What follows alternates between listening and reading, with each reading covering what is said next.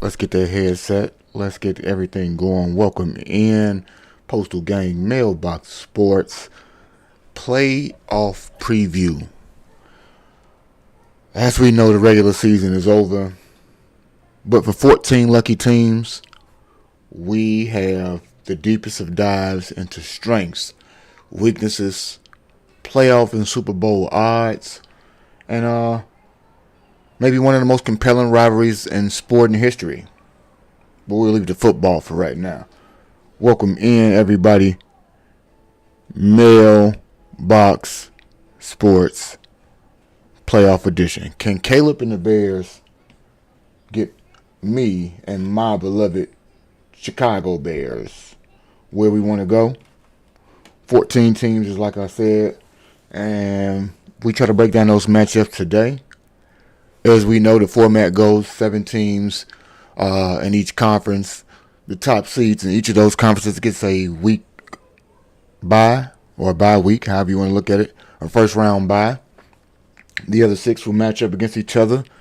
So as we have so eloquently put together, the 2 seed and my beloved Chicago Bears play against the 7th seed and the 7th seeded for the 4th straight year, so we got to try to keep them where they used to be in.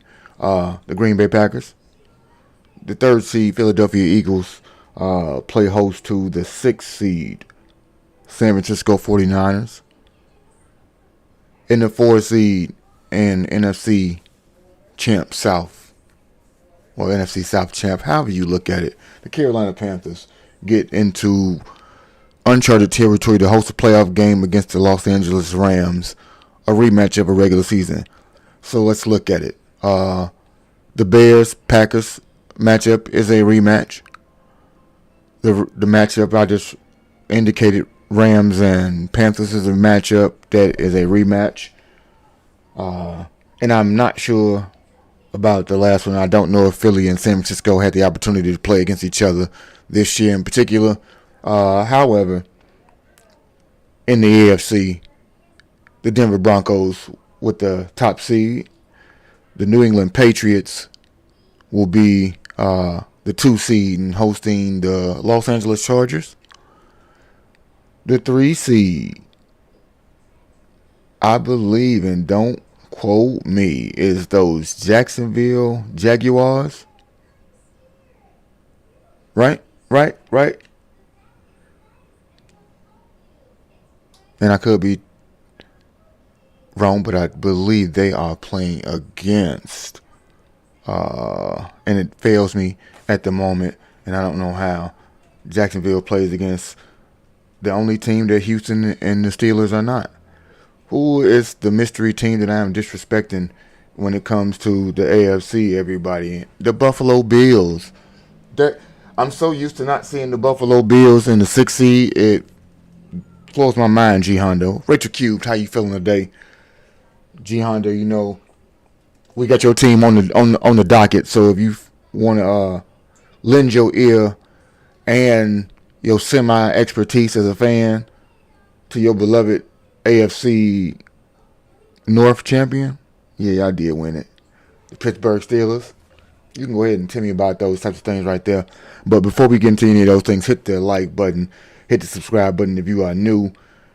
Playoff matchups, NFC, AFC, first round introductions, and shout out to Underdog Network, Sports Illustrated, Turf Showtimes, and Windy City Gridiron for giving me some actual factuals when it comes to some of the things that we will discuss today.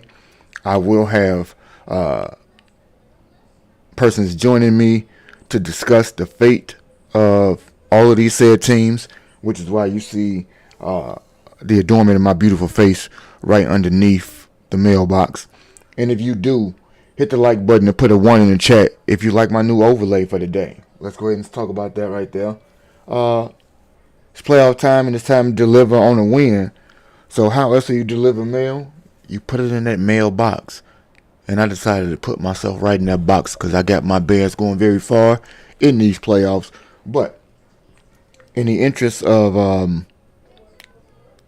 companionship for the conversation, we will get into a deep dive on the AFC and some of their playoff things going on before we get into the NFC, simply because I am an NFC lover. We will save the best for last with the Bears, and all chatter Bears talk will be last.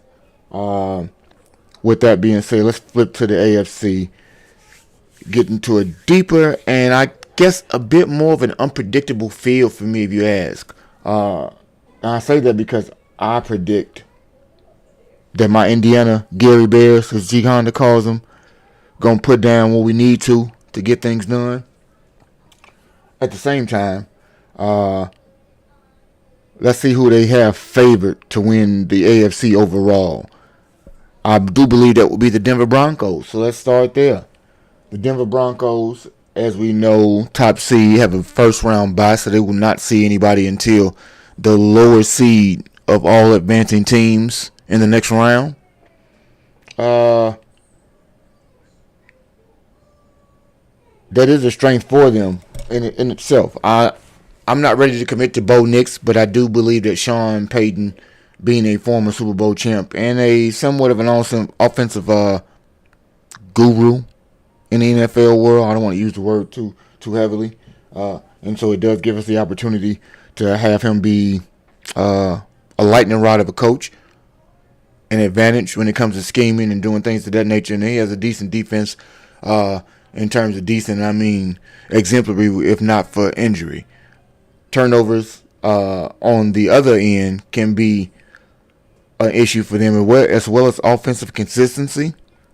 And so I do believe that those types of things right there in itself will be one of the things that could be an undoing for them. But I do believe their ability to play defense and close people out, be able to get themselves back into games because of that defensive pressure.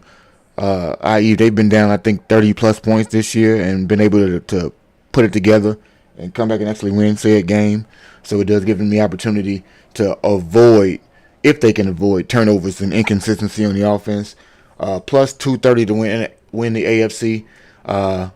That means if you put down $100, you can win 230, and that is the best ticket you can get in the conference, according to Bet365. So if anybody's a betting favorite, likes to bet on the favorite and things like that, the Super Bowl appearance probabilities for the Broncos is a 22% chance, meaning they're right under 1 out of 4. And they have a 12% chance to actually win. I got an incense going in the room, guys. And while it smells rather fragrant, it is choking the shit out of me. It's choking me up.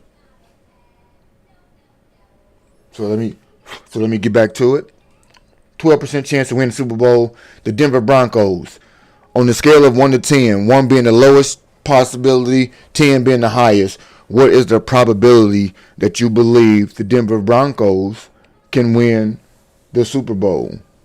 Put that in the chat. 1 to 10, what you think about the Denver Broncos and what their probability of winning the Super Bowl this year is. Let me know what you think about that.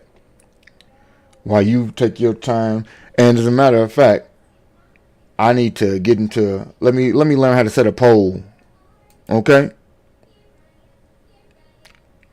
How about that? I think I could do it, Rachel. You think I could do it?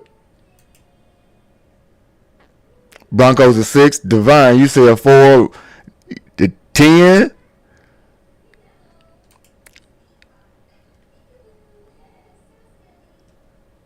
Rachel, can moderators put polls up? Rachel, do you know? What up, T Miles? Right now, we putting our rankings in 1 to 10 in the confidence scale of whether or not the Denver Broncos can win the Super Bowl. Divine says 4. G Honda said they got a 6 out of 10 chance. Rachel said they got a 10. So you don't know how to do it? Hey, I don't know how. We're going to figure it out. Community moderation will arrive in our lives, but you gotta be smart about it. So y'all give me a moment while I learn I know. I thought you was a moderator. That's all. I thought you was a mod somewhere. I thought you put the work in out there. I don't know, Rage. I'm just asking. I gotta ask. You gotta know. You have to know. You say zero chance, Ken. T Miles got him at a 2. That. So let me see. The Broncos. I would say the Broncos. I got at about a solid 3. Use the built-in feature in the YouTube mobile app by create. Tap and create.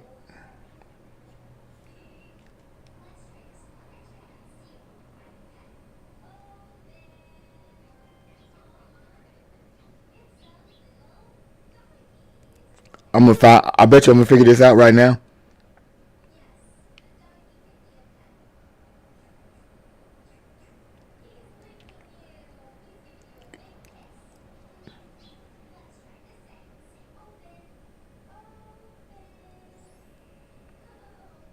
And I have to know this type of stuff because it's gonna be imperative at some point that we lock in and be able to get the people what they want.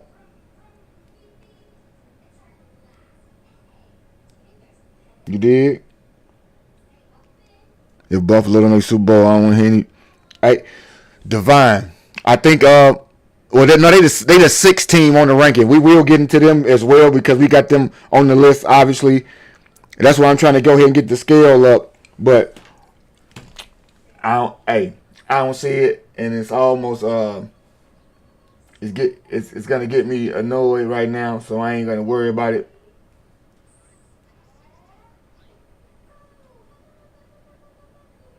It's nuts that your boy would have so much of a issue because I don't see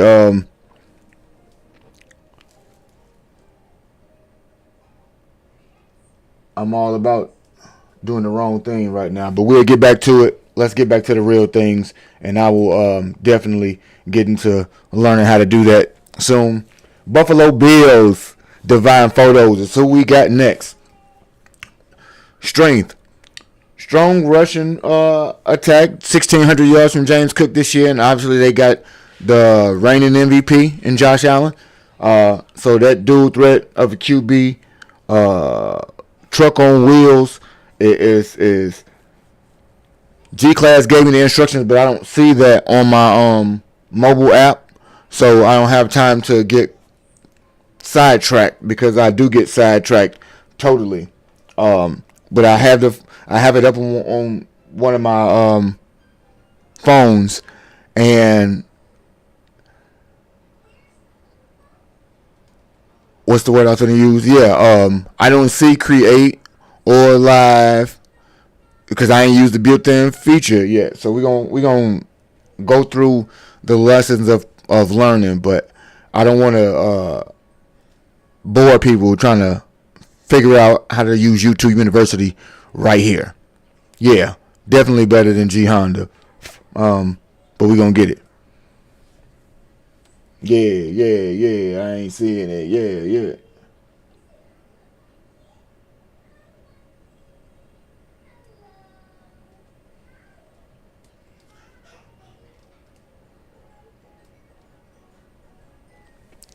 Well, yeah, it should be.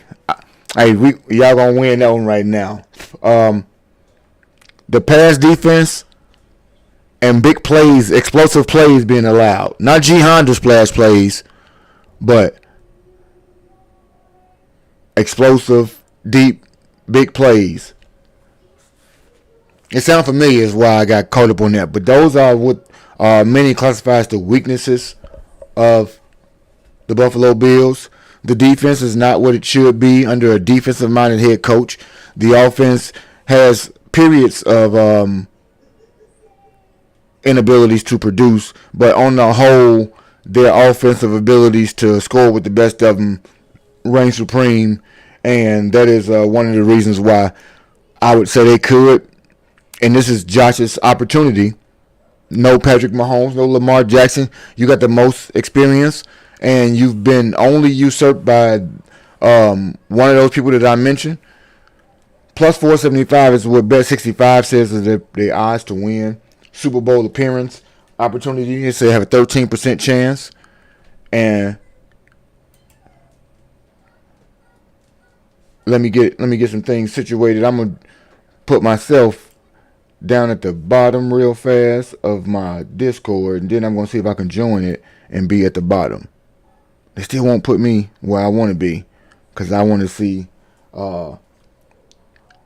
my co-host, because one of them here for the smoke, because he an AFC guy and he know he coming up at the end, and I'm gonna let him give us the strengths and weaknesses of his team when it's time for G Honda to make his appearance out here. Nevertheless, welcome in, G Class. How we feeling today, brother?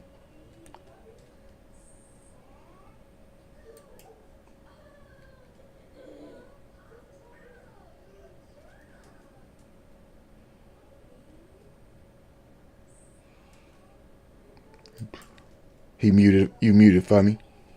Let me see. Maybe I got you. Maybe I got you muted in here. No. No. Put him at 200% so you can hear him clear. Now you good on my end. So let me see if I'm disconnected to not hear you, but I appear to be locked in and tapped. G Honda, say something for me. Let me know if you can hear me in the Discord as well. Don't be a giraffe. The Steelers cooked most times. Duval County team gonna get Buffalo a run for their money. Let me see. I'm gonna jump back out. Maybe it's me because I'm still not hearing anybody. So let me jump out of here one more time.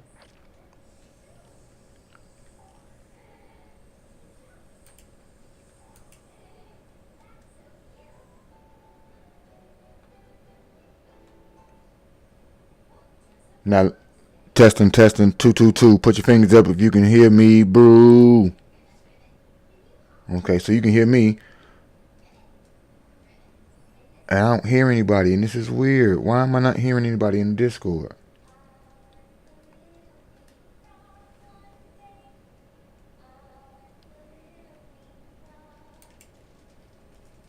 Yeah, I'm trying to cut G Honda off because, he G Honda.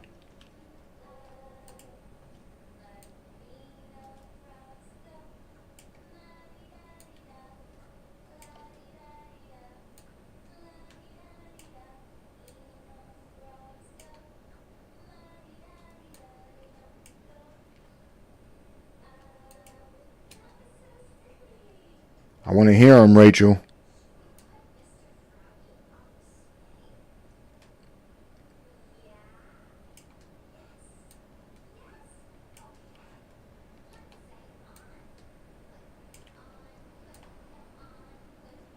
Let me see if I'm going to hear the giraffe. Tyrant.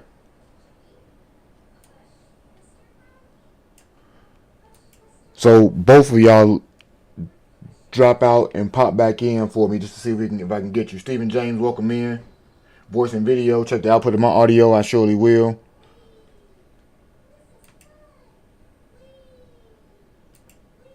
Voice and video. Voice and video.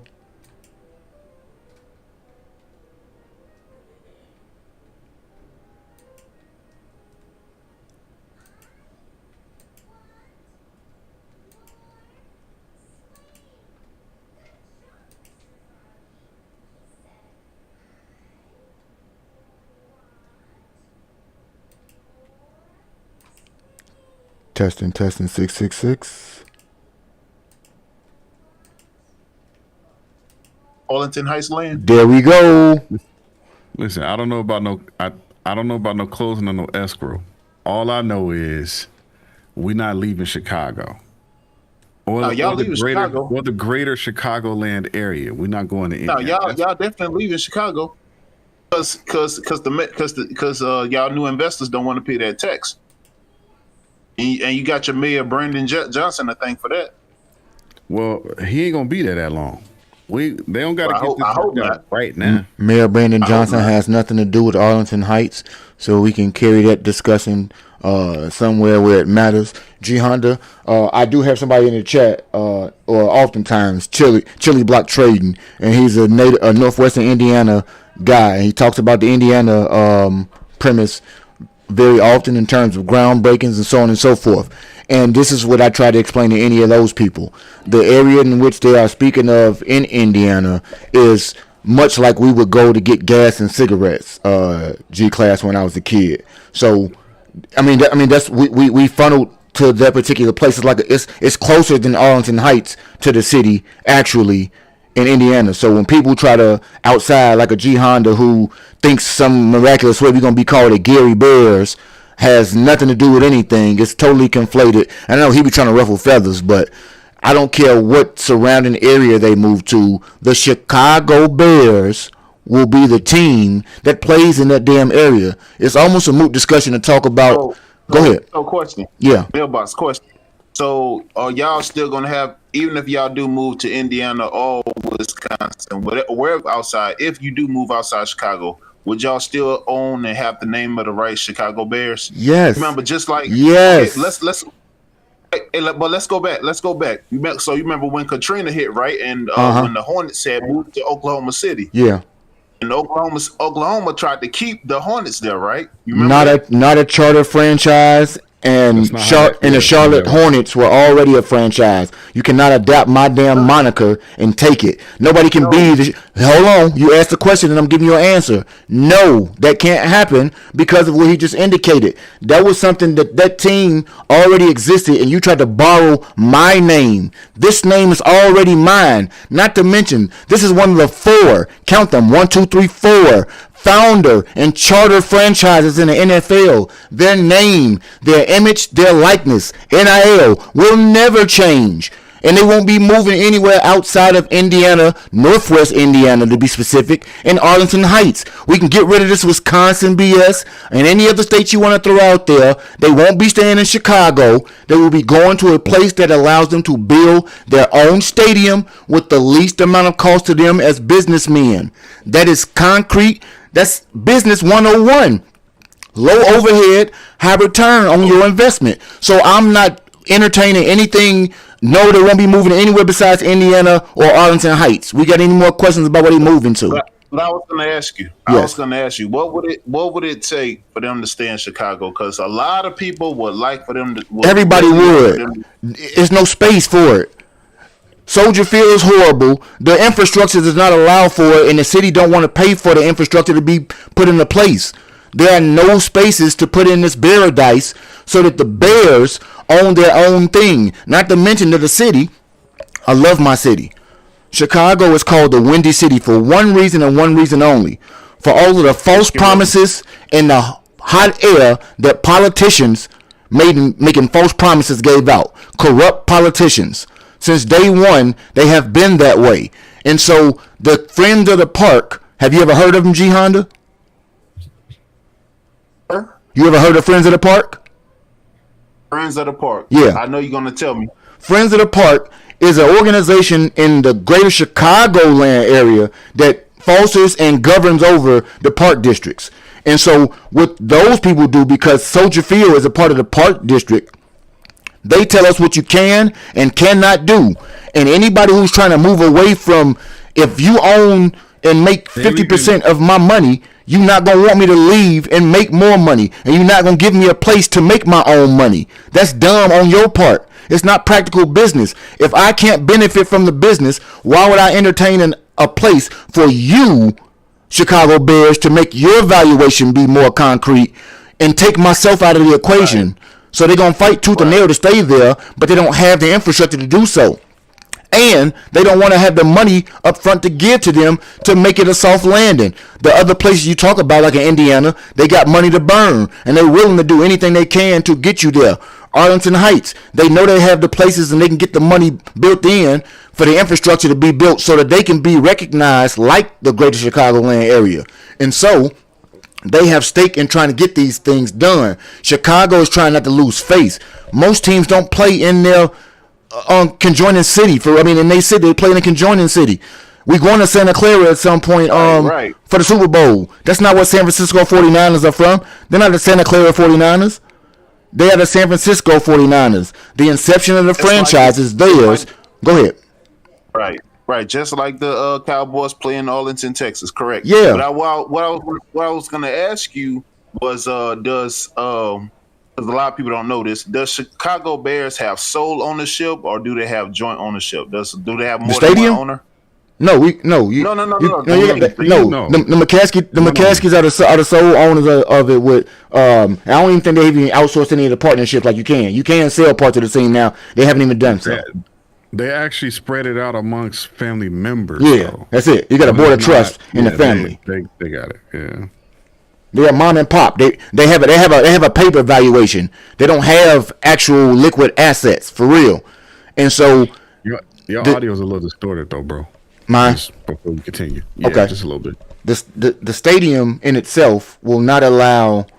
The infrastructure for a stadium won't allow it to be in Chicago, only because Chicago can't benefit from it, G Honda. And unless Chicago is a city and the politicians there acquiesce to making it more palatable for the McCaskey family, which I don't like in any capacity because no fan benefits wherever they pop this stadium up at. Wherever state it is in, those fans lose because they will get taxed some way down the road. You rest assured. So you lose, even though you might get a rush in terms of how you feel. Your pockets will be taxing you paying for it. Everybody trying to spread out cost when you are a billionaire, and it's no different this time. The billionaire is going to make the most money they can for themselves, and if Chicago can stop them from relocating and doing otherwise, they will do all in their power to do so. But right now, I think that my city kind of rests on its laurels a bit more, and the name that is attached to it to be like, well, we're Chicago and you're not going to leave. I think it's more arrogance and cavalier type of behavior as opposed to really believing that, well, my grandma used to say that a pig's pussy is pork. It really is, and you think it's a game. It ain't sweet out here, and somebody will pay what you want. And people got money out here, and Indiana's might be able to prove that. OKC was the Seattle Supersonics, but when they didn't want to give up and I just read it in the chat, but when Seattle didn't want to play ball and give them the stadium and everything they wanted, they dipped. Now, yes, because you left them on your own and you defected, you can't take the name with you, hence the OKC Thunder. Hence the Baltimore Ravens. Right. But I can take my team and do what I want. Damn your name. In this instance, the defection is not from the city itself. One, it's not even from the state. It's outside of the city, or the city limits, I should say. And if you were moving to Wisconsin or something like that, then I might even grant you a discussion about some type of naming. But other than that, this is all a political strife to figure out who's going to get the most bang for their buck. And when it happens, they will do so. But for me personally, I know a lot of people who are heavily invested in this and a lot of chats that we go into. I couldn't care less about stadium building and anything else. One, because I won't be visiting many times or more than once to say that I went. But other than that, they will get rich. I will lose money. And whenever it is to be built, it will be. And I will be happy. With that being said, go ahead. What's the likelihood that the Bears will be able to keep their name? 3,000%. Why you keep talking about the name, man? Because he fixated on craziness. Agent of Chaos. G Honda. I started out this whole thing saying that the Chicago Bears are a charter franchise. The Chicago State. What? Chicago Bears. I understand it. Yes, I understand that. I understand that part. But I was comparing to what you just said with the Seattle Supersonics when they moved to brought their team to OKC. I'm being real. I ain't trolling you. I'm not trolling you. I've addressed the issue. I know what you're saying. It's not comparative. It's like if they got like new investors and new sponsors, and you know what's going on in your city, and you won't have new investors and new sponsors. G Honda, you talking about a stadium? You talking about a stadium? We're not talking about moving a franchise. Yeah. Hear me out. the Cleveland Browns left. They didn't leave Cleveland and move to Baltimore for a new stadium. They left the damn city. They evacuated. They are no longer them. I became something else. My team is simply looking for a new house. When what's your native state? Again? Yeah, what's your native state? Where are you originally from? Louisiana. You're not the North Carolina G Hondas, right? You still from Louisiana. That's never gonna change. Right, so, and this, so we just looking for a house. Yeah, we just looking for a house. Okay. So that was my question. That was my question. Well, yeah, I mean that's why I prefaced it by saying it's the charter franchise. It won't change, and they're not moving to some outlandish place from Seattle to Oklahoma City. You see what I'm saying? Like we're not moving from Washington 9,000 miles or 900 miles away. They moving about 250 miles at best. You see what I'm saying? They moving about 2 hours away. It's not going to be that type of move. They just trying to find brick and mortar space to build up their own paradise. Just like the Steelers got only thing they got going on in Pittsburgh, and we're gonna get to them because it's 7. Come on, man. We're gonna get to we gonna get to them because we got off track with the stadium, and the only stadium that's gonna matter at the end of this conversation seriously is in Santa Clara, and that stadium is where the Super Bowl is gonna be played at. So we got to be realistic, and we got to be laser focused on all it's gonna take for your team and mine seriously, because I know some people on my end, Bear fans, that would love to see a Steeler Bear Super Bowl for the dumb purpose of putting away Aaron Rodgers. That's foolish. I don't even care about Aaron Rodgers, but I know some people who root for you. So why you always harking on Aaron Rodgers? Because I can't stand Aaron Rodgers. I do not care about Aaron Rodgers, but I don't care so much. Just because you have a faction of not defeating, just because you have a problem with not defeating them, don't mean you have to have hate for them. Okay, be that as it may. Just like all them times, Bad Boy sent Jordan home. He couldn't go to the finals. And guess what? Kobe sent so many people don't care, and they couldn't beat Kobe. You don't have to hate Aaron Rodgers, man. Nor do I have to beat him to win a Super Bowl. Can I ask you a question, G Honda? Before this season, were you claiming Aaron Rodgers? Sir? I said before this season, were you claiming Aaron Rodgers? I always had a good adoration for Aaron Rodgers. I always had a respect for him. I even gave more respect, beat the shit out of us in the Super Bowl in 2009. See, before that, I didn't have like that respect for him, So like, but you actually respected his game once he actually showed you what he can do. Not alone, and not to mention the defense that he had at the time with Clay Matthews and all those other cats. But Aaron Rodgers, man, he always been a dog, But now, playing with one arm, he's still doing a good deal. So now he's gonna be a great because he rocking with your team. Yeah, because he wears that color this year. Because he's done after this year. I mean, you 42, 43 with one arm. I mean, what more do you want from him? What he got to talk like Tyrese? What more do you want? I don't need nothing from him. He could roll over and die for all I care.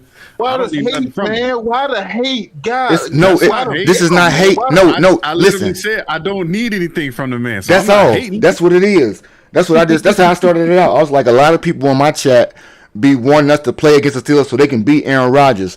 I don't have to beat Aaron Rodgers to win a Super Bowl.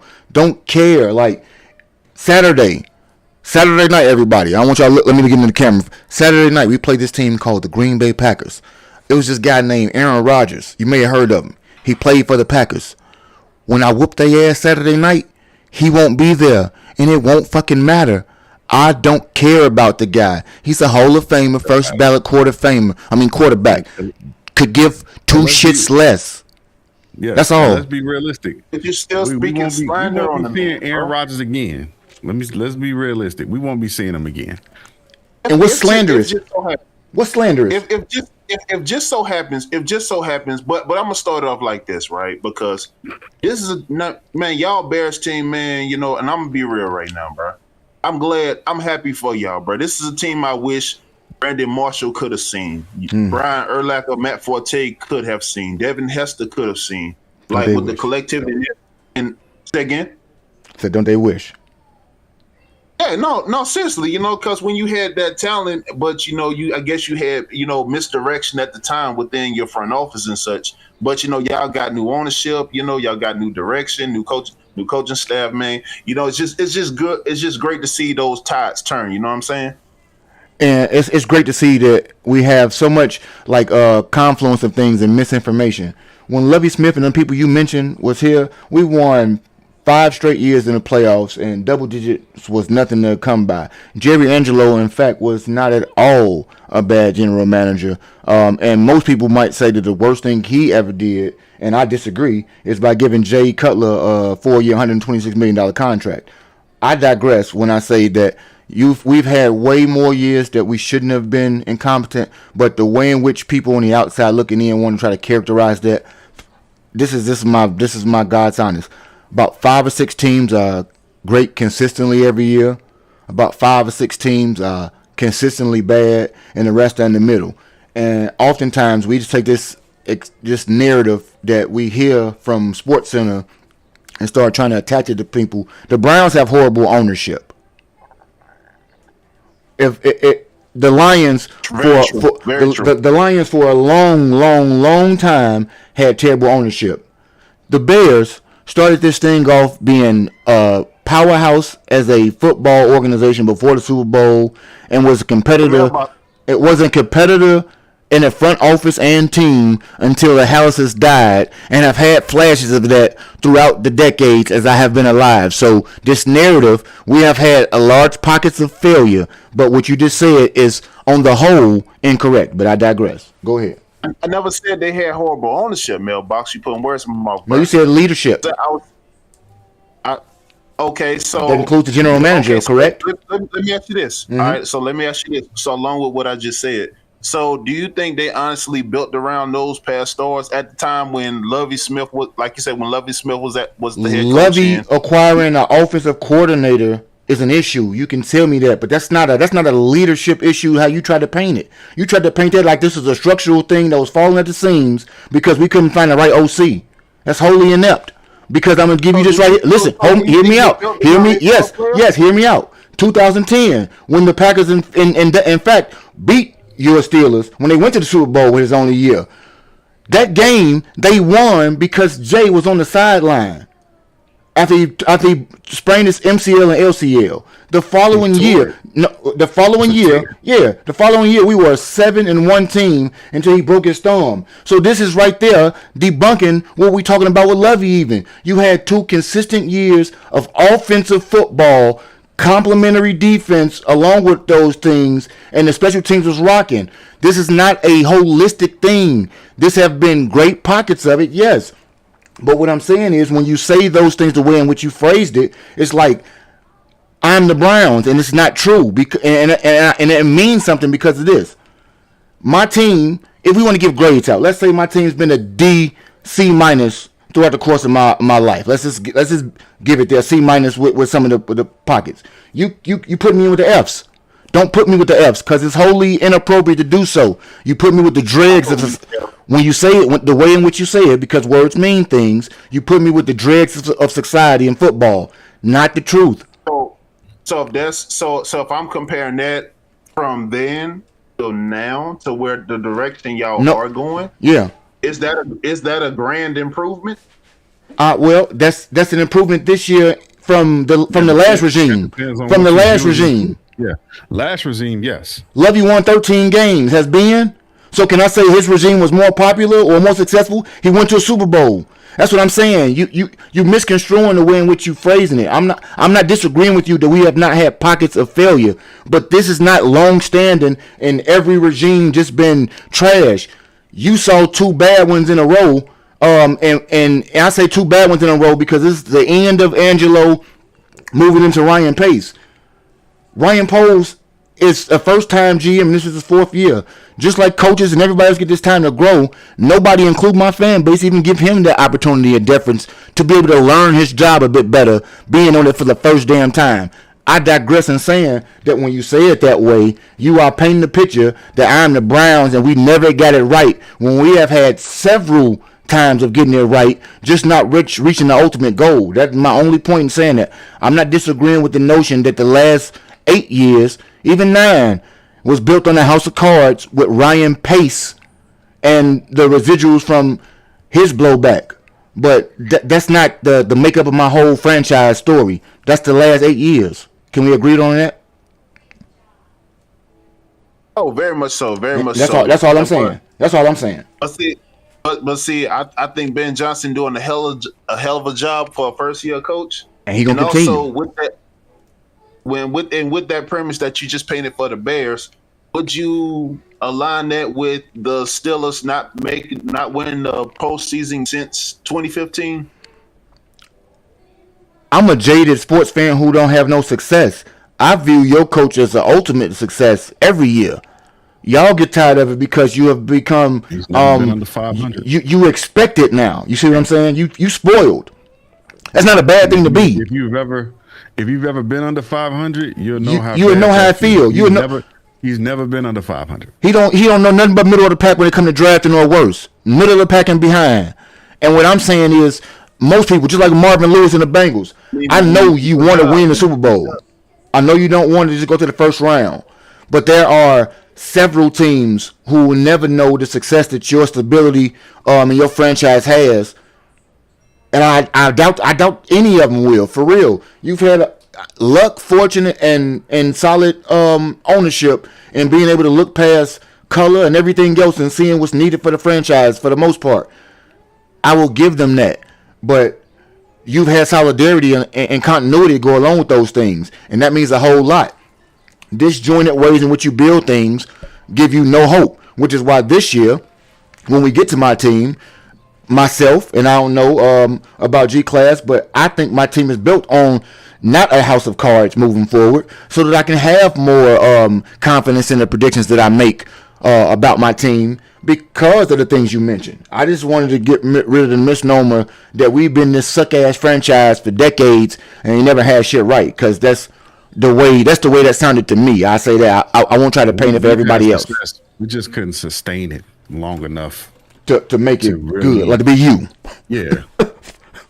Y'all don't like it. They say our feet stuck in the mud. They say we've been mediocre for years. The media, you know who says that though? The people who the haves say you stuck in mediocrity. The have-nots don't wish they could have your mediocrity.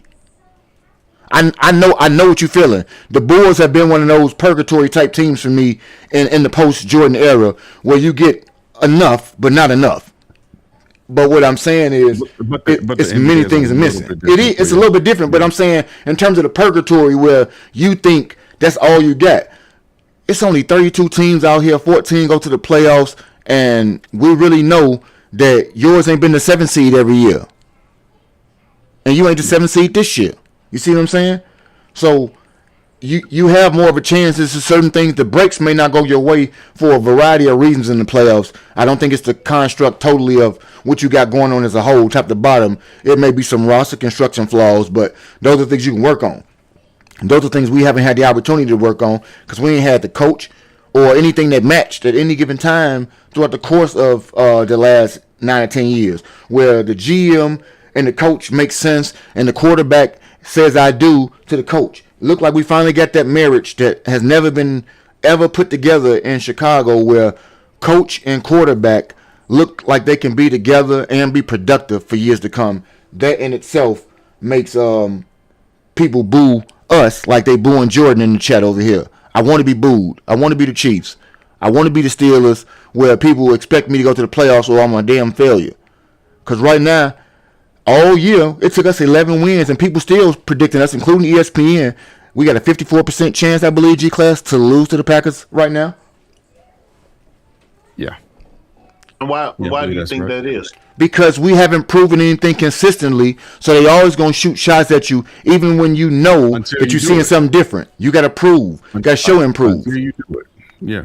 But Mailbox, do you think that's primarily because how the critics look at it? If you're not blowing people out, how the Chiefs was when they had their big runs, they was like beating people by landslide margins. You think that's how they viewing y'all wins? No, Not really giving y'all credit for y'all adequate wins. No, I got to be 3-4 years in for something like that to matter. Right now, you think I'm playing with house money and dealing false narratives? I'm the Jacksonville Jaguars of the NFC, if you ask me right now. Whereas you shouldn't really be there. All right, it's nice this year. It's a pop-up season, as somebody calls it in the radio personalities around that I listen to. Pop-up. Yeah, pop-up. And next year you won't be there because this is Matt Nagy 2.0 type things. Like, the defense is so horrible in a lot of metrics that it gives the Trestman feel to me in some ways with more competency. Meaning we had a top-ranked offense and a lower-ranked defense. But I know things will be totally different in the sense that the GM has a ability to acquire things. Now, we have questioned what he's acquired in the past, but I do believe that he can take a grocery list and shop very well. And this year, Question it this year. as evidence, I believe this coaching staff said, we need X, Y, and Z. Can you find me this in the draft? Or what's the budget? Just like they do on HGTV. They told me the budget, told me what I can have, what I can't have. Ben said, hey, I'm an offensive guy, so we're going to work on the offense this year. Next year, I'll worry about the defense. That's me being right now.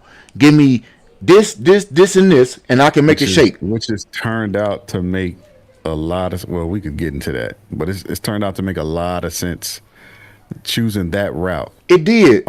Looking at retrospect, he looked at the roster. Yeah, in retrospect, and he looked at the roster and was like, it makes sense to let's solidify this offensive, the offensive side of the team. And then we'll do the best we can with the defensive side. And which, honestly, too, we cannot forget that, listen, we lost, 5-6 starters throughout the season? For multiple games. You lost the most games to starters to the NFL. Our best player, Jalen Johnson, who looks like a shell of himself right now. Yes. He ain't healthy. He's lucky playing and not get hurt. Yeah, he's playing not to get hurt. Let your groin come off the bone and see how willing you are to run down the field. Yeah, he playing not to get hurt for real. I'm not even gonna cap to you. That's how he playing right now. But G Honda, even when we speak of that, just to give back into your team, right now the marriage that we speak of with Ben and Caleb is that's the problem in Pittsburgh. You have a defensive coach. Hold up, say that again. I said the problem that was solved in Chicago this year, in my estimation, is the issue that needs to be fixed in Pittsburgh. Oftentimes, when you have a defensive-minded coach, the offensive coordinator is going to leave when you have success. He has not been able to replicate a strong enough offensive coordinator to replace. And so I think Mike needs to go outside of his normal searching parameters to find an OC that's not in the NFL. So you think Arthur Smith is incompetent? Yes, that's a retread that's not ever been proven to be highly successful. Like every year, like for example, Ben was successful 4 or 5 years before he got my job of my confidence and you being an OC. Because I seen Adam Gase do a wonderful job for 1 year with the Bears and suck when it came to being a Dolphins head coach. The Jets head coach and so on and so forth. I've seen these types of things go on. Like, you need solidarity for me to believe in these types of things, coordinator-wise, especially in the offense, to know that it's you, not just the system that was being run. And it's hard to find somebody that has a proven system that's not a head coach, and it's hard to give a chance to somebody that you might think that might get you fired. But outside the box thinking in terms of replacing a coordinator for the offense, I think is what many defensive-minded head coaches need to shift their thoughts to, because I know that you should already think that you're going to lose your OC. And so you got to be prepared to get a new one. And you got to have a system in place for that. Just like we had a failed system at selecting a quarterback, I believe that they may have a failed system in selecting an offensive coordinator to start to boot, because that can help out in the selection of your quarterback, and your coach might not. That's not his strong suit. That's a lovey. He having lovey problems right now, if you ask me. Yeah, it's some truth. It's definitely some truth I for don't that think because I they. don't think anybody's had any faith in Arthur Smith since he blew that huge, ginormous lead in the Super Bowl with the Falcons. So I mean, Yeah, that I I think don't that's think still looming. that's Yeah, actually a good point. We, I don't think Pittsburgh runs the ball nearly enough. Not even but do they close have the to offensive as line to much do as they so right need now, to. though? You see what I'm Well, saying? I mean, it's getting there. yeah, It's but getting I'm there. saying the reasons why to me don't matter. What I'm saying is Okay. ultimately they don't run the Yeah. ball Okay, I get what you're saying. enough. So whatever's keeping them from doing it, they need to fix that. And you can see the difference, man. Look at the difference in the Bears, right? The fact that we actually committed to the run, more specifically after the bye week, and how that changed our season. Didn't just like we had a new outlook on the season. It saved our quarterback, changed the season. We won the games that we were supposed to win, and then we beat some teams that people didn't expect us to beat, all because of our ability. Matter of fact, our commitment to running the ball. I mean, who thought, honestly, going into the season, how many people thought that Swift and Kyle Monungai was gonna finish up? Let me give you some stats on here real quick. Not just high, but had high hopes. Let me, yeah. So you're saying let me give you some stats. You're gonna You give me got some numbers. 1,000-yard rusher in Swift. 1,047 to be exact. None guy ran for 783. Mm-hmm. You got about why am I tripping? You have like 14 touchdowns between them rushing. Mm-hmm. Bro, like who saw that coming? Who saw so? Okay, I know. I can't tell you the way in which it happened. I can't just like you just said. I can't tell you that nobody. Just like for example, we talk about the wins. Even when we had this prediction show, I had high anticipation for victories, but it was never with any foresight moving into the playoffs and everything else. So I never saw like I never saw 2 seed. No, I wasn't thinking about none of those things. We was going through a schedule. Right. I was reading what I thought we was going to win without any foresight, honestly. And so when you talk about the running game, we talked about Bieniemy and the offensive line to start the season out, and my strong emphasis on why those things would have us with a productive game, and many people scoffed at that. And while I couldn't say, we're gonna have 1,700 yards and 14 touchdowns, I would never have attached myself to that. The productivity of it, I had high expectation for. So I don't know what productivity looks like in terms of a number. Right. Where it was gonna come from? Yeah. And to be fair, we thought that Roshan would be involved in some of that productivity. We did. I thought that Roshan would get at least a lot more run than what he's got this year. 17 yards. Man. He played in 7 games, and he's been mostly a special teams guy, more so than like actually getting the ball and running. This has been a weird. We just didn't see this coming. We didn't see it coming. We didn't because Ben is such a offensive mind that we didn't totally understand how he would use it, because he said when he came in it wouldn't be Detroit's offense. So I didn't know if he'd be run heavy to pass to run, but I think it's more he really is a Belichick type when he speaks of it. And Chelsea had something to talk about Belichick, and another thing we're going to address in the chat. The hybrid type of thing where you adapt to what's going on within the game is something that he's showing proclivity with. I want him to be a bit more fine-tuned at it so that he can learn a couple things to tweak on hot hands and so on and so forth. But I think this is more so his issue. T-Miles, this is what I meant when I say the defense is horrible. Because I give the defense more credit than most people do. And it really has very little to do with who is playing. The bottom line for me is always going to be your team needs to score more than the other team. And I think that there are very few great defenses. There ain't too many Houstons and Denver's in the playoffs or whatever. You got maybe in Seattle, I can think of, with a sprinkle of the Rams at times. So that's 4 teams I can think of right now that got like, damn, your defense might scare me in the playoffs. And I'll be respectful to the Packers, even though I don't know all their health situations. But we'll say that's 5. That's 5 damn teams, and I can really mention out the league. So everybody else gets what we call opportunistic or timely stops. I want my team to be able to have timely stops, be able to have key stops. And more importantly, T-Miles, what makes you a horrible defense is you stay on the field for 8 minutes and 37 seconds, allowing somebody to kill drives. I know we stop people from scoring. I love the red zone. I love the bend that don't break, and you give up 19 points, you give up all them field goals. But what I don't love is you gave up 5 7-minute drives that not only makes your defense tired, it's all to be damned. And I know it's some of their fault for some of the things they do, but they still have to be out there. Not to mention, it puts 3,000% more pressure on your offense to go out there and do something. Yes. Because now they did something. Now you got to score in 7 plays, and you better do it.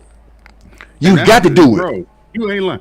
I thought about that immediately. As soon as I read his comment, I thought about that immediately. I said the mark of a substandard, I call them substandard defense. And substandard is the fact that they can't get the other team off the field. Think about this. The time of possession, what the Lions had the ball for 34, 35 minutes last game, and they only scored 19. Why is that? Because they only needed to score 19. And that's right? the same. Like they had the ball so long, they just moving up and down the field with these slants across the middle. They're going with these outs, these quick outs, just chewing up yardage, and we can't get them off the field. And when we have an opportunity to, we do something stupid. Yes. Like your boy in the middle. Billings, he did it twice.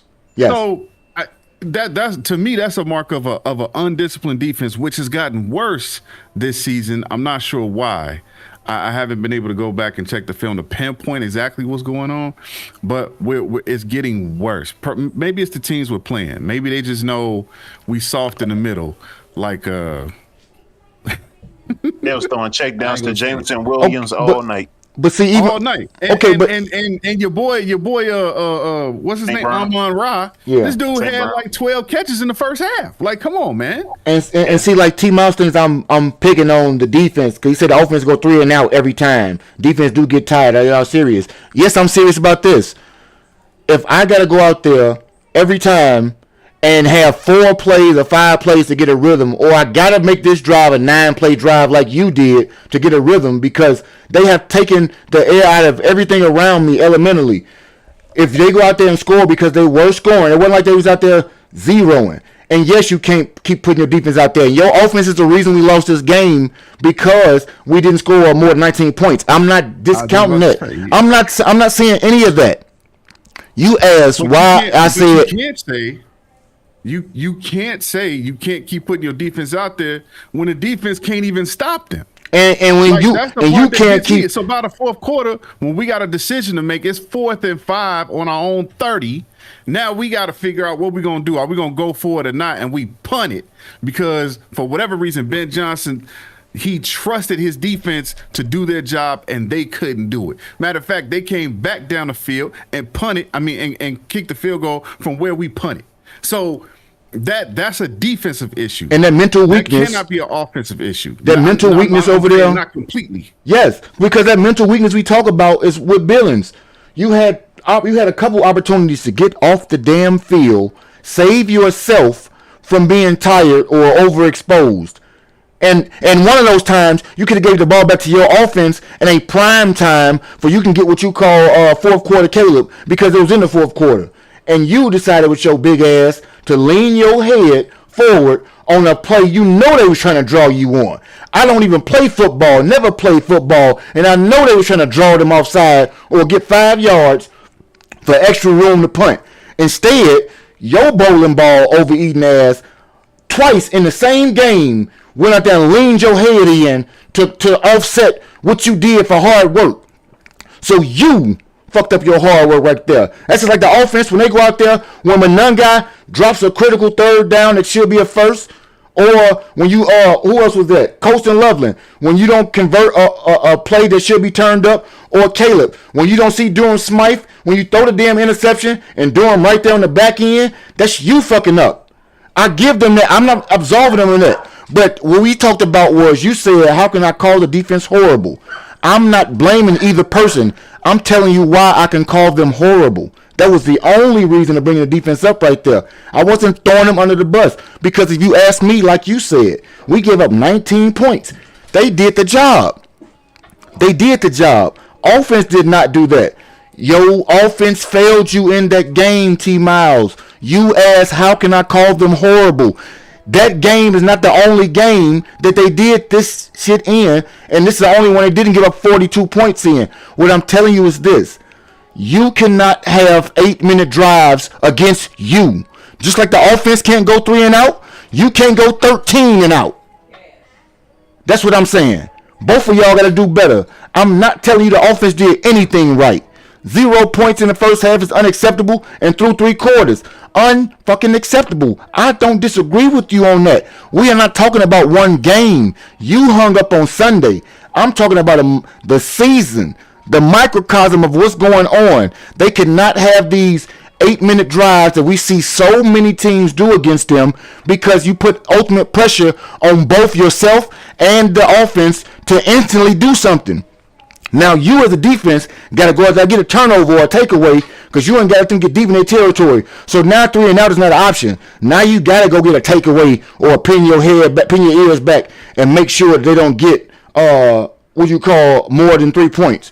If you stop them on day 37, they don't get 3 points, is what I'm saying. And they do enough shooting themselves in the foot across the middle, getting slashed up. I saw Amon-Ra look like he was Kyle Nunn guy as many times I saw Kobe first down sign out there all game. Because he kept mocking you with it the whole damn game, and nobody on the defense decided to stop them across the damn middle. So what I'm saying is this. The offense sucked Sunday. I'm not absolving them of that. You in the comments said, why or how can I call the defense terrible? And then you attached the caveat of the 19 points on Sunday.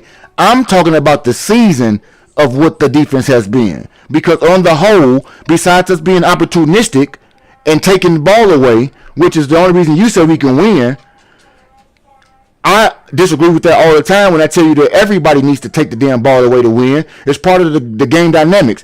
Time possession, takeaways, and scoring more than the other damn person. Them the 3 tenets to winning in every damn game. So I don't give credit to you talking about that's what you got to do.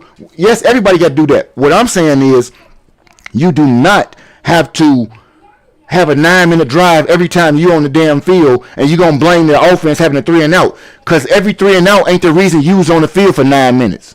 I'm sorry. That's not the truth. That's not true at all. I saw plenty of teams suck on offense. Ask the Panthers. Carolina don't go give up 50 damn points in nine scoring drives. I watched some of these games besides ours, man. The offense cannot do what they did, because that's the only way we can win in the playoffs. The offense is the only way we can win in the playoffs. The defense going to be what they are. We're going to have opportunistic takeaways, timely stops. The offense has to carry the load. No ifs, ands about it. So you get the blame from me right now because you get the expectation. Because your coach is offensive minded. Other than that, your defense is horrible, with the exception of being a strong takeaway team. Tell me where I'm lying. I love the team. And I'm one of the biggest pom-pom holders in the world. I'm not going to be blind to these things, because I got to make an accurate position to what's going to happen, what I believe, and what I think. And when we talk about off-season and everything else, I never disagree or discredit what y'all saying. I simply want to put it in a framework of having the macro thinking as opposed to micro thinking. Tell me the people who outscoring somebody who don't get takeaways, because you're trying to talk about 2 teams again. You're talking about the exceptions again, T. Miles. I work in absolutes based on the majority, not the minority. So please don't be offended when I don't talk about the creme de la creme, the Kyle Shanahans of the world who don't need to take the damn ball away, because in fact they do. It just don't happen all the time. What I'm saying is this. You got 4 teams at best that can outscore somebody and think they're going to win that way. You know it and I know it. There's 28 other damn teams in the league. Takeaways, time of possession, scoring more than the opponent. Those are the 3 things I just said. Fight me on it. It don't. How we want to try to slice that pie up is still apple. But I get you. KC, that's right. You named me 2 damn teams. Stop it. But I feel you though. I'm gonna move on, because we can agree that we both want the Bears to win as we get back into these playoff teams right here. Jacksonville here. Quick defense.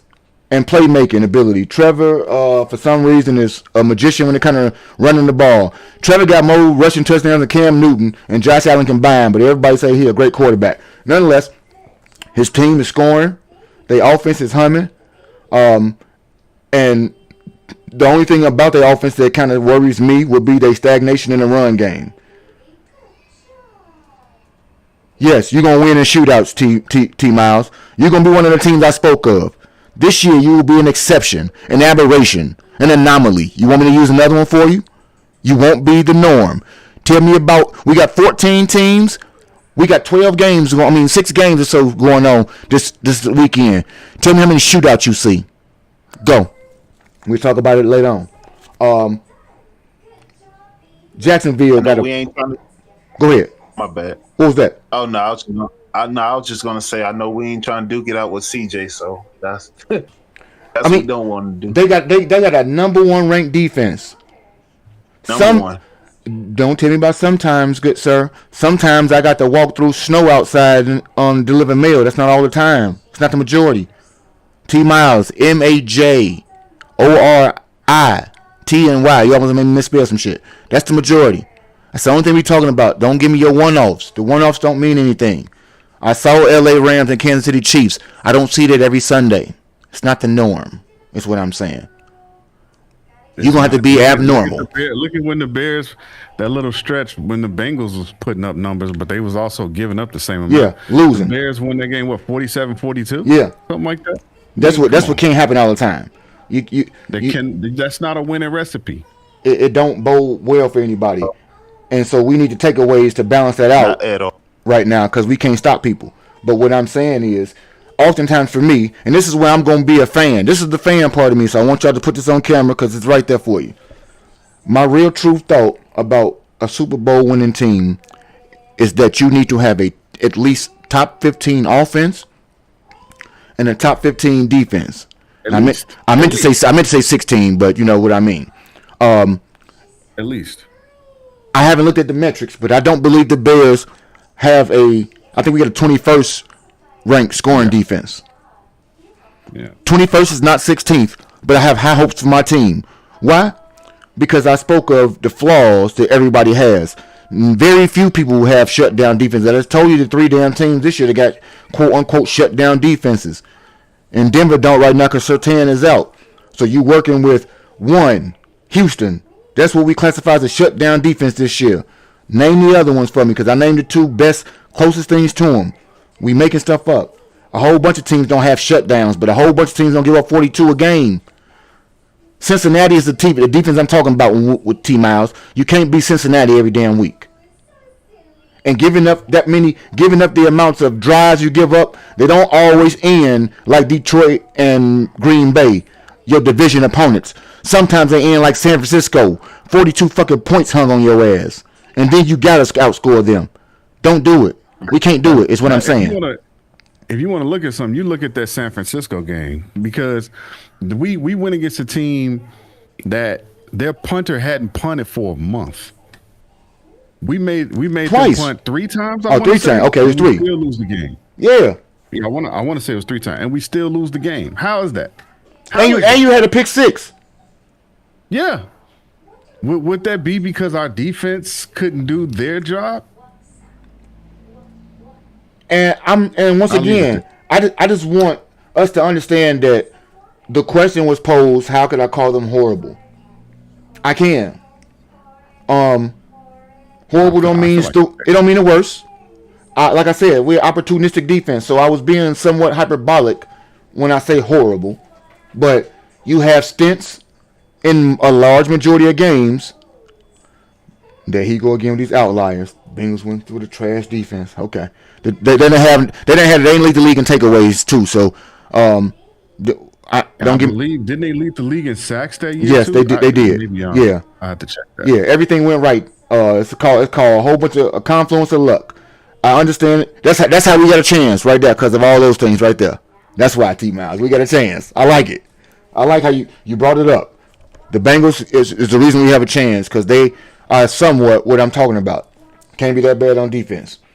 Speaking of bad on defense because of the injury, the Los Angeles Chargers strengths, big offensive weapons, as we know. Around the Gasson is the and I also brought up an answer to your question about horrible defenses, but we got on the rabbit hole. Keenan has having a renaissance season over there, being a possession receiver. Lad McConkey is second year guy just making himself. No. I was just saying they on the whole have a lot of defensive players this year to make them not be as strong as they were. Chelsea for defense. I don't know that Sertan. I don't believe he's injured at the moment. I'm just speaking in terms of people who been out this year on their defense that makes them not so lights out. Houston haven't had such misfortune. Coverage issues, because when we talk about the Khalil Max and everybody like that, they can protect their quarterback right now. I think they got 2 or 3 of their offensive linemen that's hurt. Justin Herbert still has a fracture or something like that in his non-throwing hand. Might be broke. Who knows? They are underdogs out here. They get surgery on it. So yes, he out there on some Aaron Rodgers type ish. The wrong fall or a hit, and it can be the end of the game for them. I want to have high hopes for him in their game against the Patriots, but that particular factor right there has me nervous. If he goes down in that game, it's a wrap. And Vrabel does have a defense that can get to the quarterback and create pressure. That's where the defensive background comes in. He taking a little chicken shit, making salad out of it. Plus 1,200 if anybody want to bet on the Chargers winning the Super Bowl. They got a 5% chance, according to Bet 365, of making the Super Bowl, but a 2% chance of winning. And the Bengals could score with the best of them days. You're right. Couldn't stop a nosebleed. The Bengals is Kyrie Irving. That's what I call Kyrie. He scored with the best of them. Couldn't stop you. Whoa. I don't care. It's not your opinion. You can score 42. You can score 42 and give up 43. I slandered Kyrie and Cleveland. I slandered Kyrie. Excuse me, sir. Sir. Just like it's not Dion's job. Sir. Like it wasn't Dion's job to tackle. It's Kyrie's job to score. To play basketball. Sorry. That's a two-way game. You don't get to make the same excuse. And I slandered that dude in the city he played in and won a championship in. While I live here, I'm gonna do it here every day. No. You ain't gonna stop me from. Who cares? He ain't play for my team. I told you he can score with the best of them. He can't stop a nosebleed. Kyrie is the Bengals. Tell me why I lied at. I didn't say nothing slanderous. I said the truth. He can score with the best. Can't stop nobody. What was wrong with that? That's a feelings-based. That was a feelings-based response, G Honda, because I didn't tell a lie. Did I say anything was his job? I merely said I said his job was to play basketball, and he can score 42 and give up 43. I ain't say nothing about you said you the shutdown defender or nothing else. I said he a basketball player, and that's what he do. He's the Bengals. That's all. When we talk about the Bengals, let's stay in your division. We're going to talk about the Pittsburgh Steelers and they strengths. G Honda, I'm going to give you some long shot odds, and I'm going to give you the percentages of playoff appearances and everything, but I want you personally, sir. Tell me what are the what are the strengths of your team going into these playoffs, and what are the things you consider a weakness going into the playoffs? Ooh, man. Well, definitely having DK Metcalf back in that on the receiving core, and also him complimentary to Calvin Austin, Pat Freiermuth, Jonnu Smith, and also him them playing a part in the receiving core, and also we can't forget about MVS, Marcus Van Der Scandalin, and but majority for us on I think the run's definitely going to play a huge part with Jalen Warren and Kenneth Gainwell. Shout out to Kenneth Gainwell. They've definitely been, doing big things for us. Weakness-wise, I think our secondary is definitely going to be a problem. Our O-line, they got to show up week to week. and they got to show up for our run. But definitely our secondary, I think, is going to be our biggest problem coming up against CJ and other elite quarterbacks. I think that's definitely going to be a problem for us. Yeah, I was gonna say because they got a receiving core that may not be well known on the masses, but Nico Collins is still Nico. Uh, Dalton Schultz is going to be able to operate across the middle in some capacities, and he got two rookies. What is it? Jalen Noel But and Jaden Higgins. but but that's not really my concern. That who's CJ's throwing it to, but the fact that CJ is an adequate quarterback and he's still dangerous. I mean, I'm not comparing it, not to compare to the last time we played CJ that he torched us, but the fact that our secondary gives up a lot. But Big being that we got plays. JPJ back, I'm sorry. Big plays. Uh, Yeah, the JPJ. I mean, JPJ does get cooked a lot. Our secondary does get cooked a lot. We do put a lot on that front seven, getting to the quarterback. That D line front seven, causing plays. At which they have done some great things for us this year, and definitely have been the catalyst on the defensive side. Which kind of makes up for a lot that the secondary can't do. But definitely, this is going to be a nail biter against CJ. And also going up against their number one defense. With Will Anderson and shout out to Derek Stingley, their cornerback Derek Stingley, Louisiana man, that was a part of that national title team on LSU in 2020 with Joe Burrow. But no, this is definitely going to be a nail biter, and one that our O line is going to have to be elite. And our run is going to have to be superior. Now, that's going to be a tough task to follow, but I think that this is going to be a low-scoring game. I'm not going to give no prediction score, but it's definitely going to be a low-scoring game for sure. Man, I'm nervous for that game right there, bro. Daniil Hunter, like you just said, Will Anderson, Petrie, your boy you just talked about in Stingley. Like at every level, they are one of the defenses that I'm really hopeful they get bounced sooner than later. I don't even want the perspective opportunity to have to match up against a defense like that right now, seriously. And it's nothing about my offense whatsoever because I think they can score with the best of them. It's more so that is the elixir to beating my team is if you have a defense like that. Meaning you only need a few opportunities to get us off the field, and you have the capability of doing so at any given time and being totally like chaotic. I don't want you to. I got one of the best O lines in the league, but that's one of the things. If that's when me and T Miles agree, I would rather have a shootout with somebody right now than have somebody do me in defensively and try to tie my hands behind my back. So, with that, well, I mean, that's a scary factor to have when two of your best defensive players are SEC guys. One, secondly, with that combination with Stingley being in that secondary, and then you got Will Anderson up there with that, and I mean, like I said, our O line, they're gonna have to have the best game of the year, and protecting Aaron Rodgers in that bad arm. And our run got to get the job done, man. And I think we gonna make some waves in the pass. I mean, being at DK's back and all. But I mean, like I said, it's gonna be a nail biter. It's gonna be a tightrope to walk. And will you get a win? The only prediction I care about in the AFC this week, Monday Night Football, I believe, is G Honda Steelers and the Houston Texans. You winning, G Honda? Say again? What's your confidence meter on the win? 1 through 10. What's your confidence meter? Confidence meter on the 8, being that we're playing against a top defense. I mean, we got some dogs on the defensive side, but they got some bigger rock wallers over there.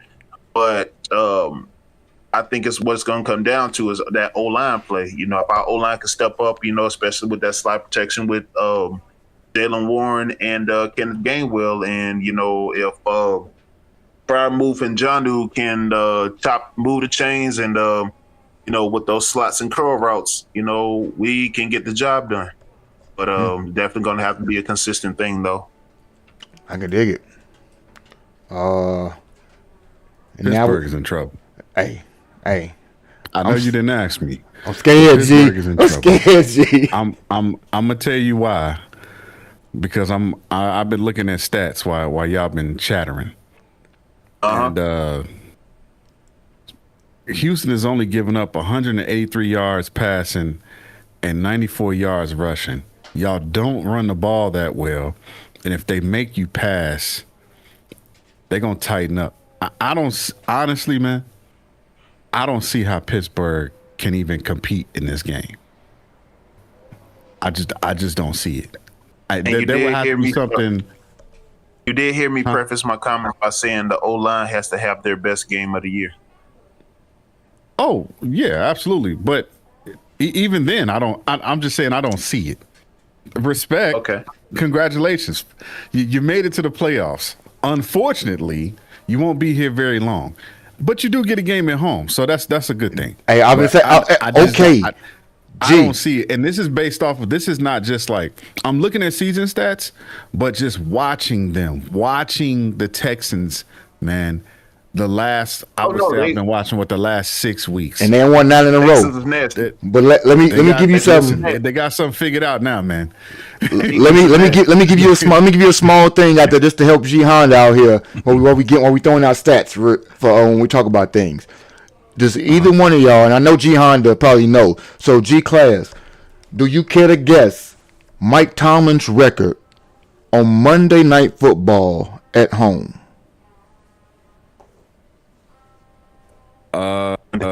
It's something crazy. I heard this, but I don't remember it. 12-0. What is it? 12-0. Yeah. This man is a dozen wins, 0 losses when it comes to playing at home in front of his fans on the brightest of stages. And while I would say 89% agree with everything you just laid out for why they don't stand a chance, the other 11%, or dare I say, let's get him 88 so I can give these teams a good 12. Because the 12% chance they have happens to be in the form of Mike Tomlin and Aaron Rodgers. As much as I don't like the bum, he a big game quarterback for a reason. And I don't listen, but you can't leave out our defense. I don't care. You can't leave out our defense too. Oh, I'm telling you why I give you a chance. You listen. You would need prime Aaron Rodgers for this one. Aaron Rodgers, he better hope that he can get the ball off quick. But even if he does, Brother Brady, the Texans defense is good enough to stop you there. They're going to be rushing him. He's going to be under duress all night long. They're not stopping. Okay. I don't see it, bro. And you could tell me this Hall of Fame quarterback gives you a shot. Hall of Fame quarterback gave you a shot against a bum Ravens team. Congratulations, you made it. What'd y'all do the week before when you was going against the Browns and Myles Garrett? Hey. That looked like crap. Minus okay, minus you know, DK Metcalf. and I know it. Yes, minus DK Metcalf. Yes. I can't do minus those DK types of Metcalf. things though. No, I don't care. You can keep minus. You can't tell me my plus minus division subtraction. None of that matters, man. This is Absolutely. a different team. This is a different season. This is postseason, not regular season, sir. And okay. I'm gonna say, hey, look, I got you. I agree with G Class, but G Honda got salient points to why it could. I don't think that they will, but the coulds are real strong, solid reasons why I would have no pushback when it comes to those things being the things. And like we say, oftentimes, I guess for the purpose of being a fan, any given Sunday, I won't personally be putting the bag down on it, but we can rest assured that Houston's time. I think they're playing complimentary football, man. So how far you think really they can go? The Texans? Yeah. Listen, it's a week-to-week league, man. I gotta see. I gotta see who they will be playing the next week. But I think that the Texans are I think they're a sleeper pick, man. Honestly, Okay, I I think can I they're a can dig sleeper it. pick. I can dig it. They are tough. They are tough. And And by the way, not just so they see it out here, G Honda, they got a 4% chance according to FanGraph for the Steelers to make the Super Bowl. They give you a 1.5% chance to actually win it. But hey, they're saying it's a chance. let's go one game at a time. Why Yeah, don't yeah. we? Why let's go one day? I'm reading this because for everybody. Let's crawl before we I'm walk. I'm not Because- prognosticating anything. Like as you know, we're not going through any of this in a way in which we're going to predict series or anything like that. It's more so we can understand the teams that are in the playoffs, what things may be advantageous to them advancing, what things are the drawbacks that could ultimately have them be done in. And as much as we don't want to say it, every team in the playoffs has a flaw.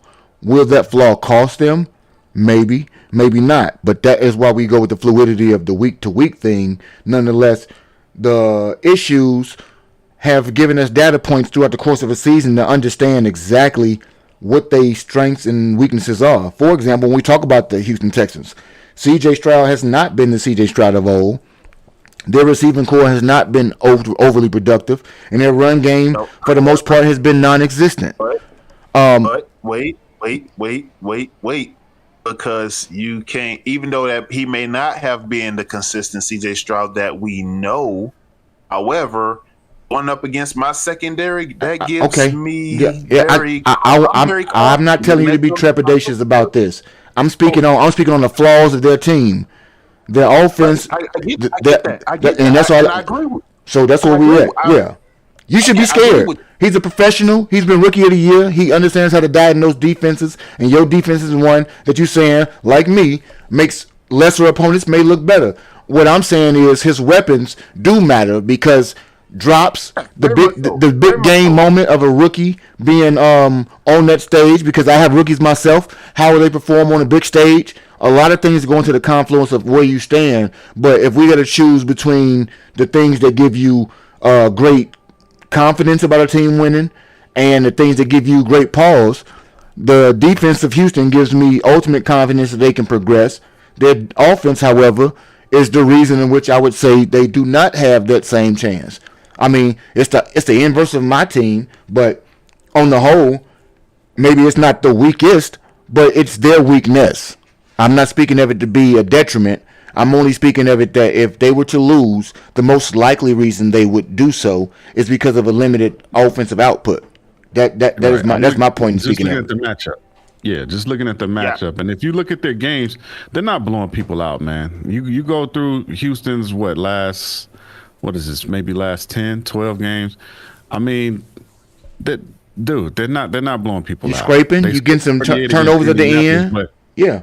20 points, 23 points. They got 40 against Arizona. Who don't score against Arizona? 20 against Kansas City. And a couple of those games, when you talk about high scoring games, came with CJ. Well, one of them, he had 270-yard passes in both of those games. One of them was blown coverage, and one of them he made an excellent throw. I don't think that on the whole their defense has been much what I would classify the 2010 defense did for some offenses, whereas we created a short field, you do the rest. I don't know that if your defense, like when T. Miles often speaks about turnovers and things like that, if their defense does not play well, they don't have a chance to win, if you ask me. So they defensive chess match, man. That's right, but their defense don't have I don't think their defense affords them the opportunity to not have a good game. But what I will say, I will give their defense a leg up over ours because our I give them 3 legs. Has to be that much better. I give them 3 legs. No, I give them 3 legs. It's called the numbers don't lie. They are the number 1 ranked defense in points allowed, and they get after you with yards. They not, two things ain't the same. They not like y'all. It's one team of your. I didn't say they was no. We said defenses. I know yours is good. It's above average. And they are elite. I give their defense. It's going to be a defensive chess match. However, I give their defense a leg up because I know they have more glamour. You said 1 leg. I said I give them 3. That's what I said. Their 3rd leg is dropping heavy for theirs compared to yours and everybody else's. Is what I'm saying. But Elite. third leg is an We, anchor. okay, well, guess what? Third leg is an anchor. It's gonna hold you down because I'm trying to tell you, their defense is elite. Their defense is not like anybody else's. Not even the Browns. Their defense is one of one this year. Is what I'm saying. If their defense don't come to play, they lose. Your defense seriously can play like it plays, which is above average or a little bit under. And I think that your quarterback is a wily enough veteran that can pull some magic tricks out to get things done for you. I don't think that of C.J. Stroud. I'm being serious. So when I say their defense is the bane of the reason why they would win the Super Bowl, it would be because of their defense.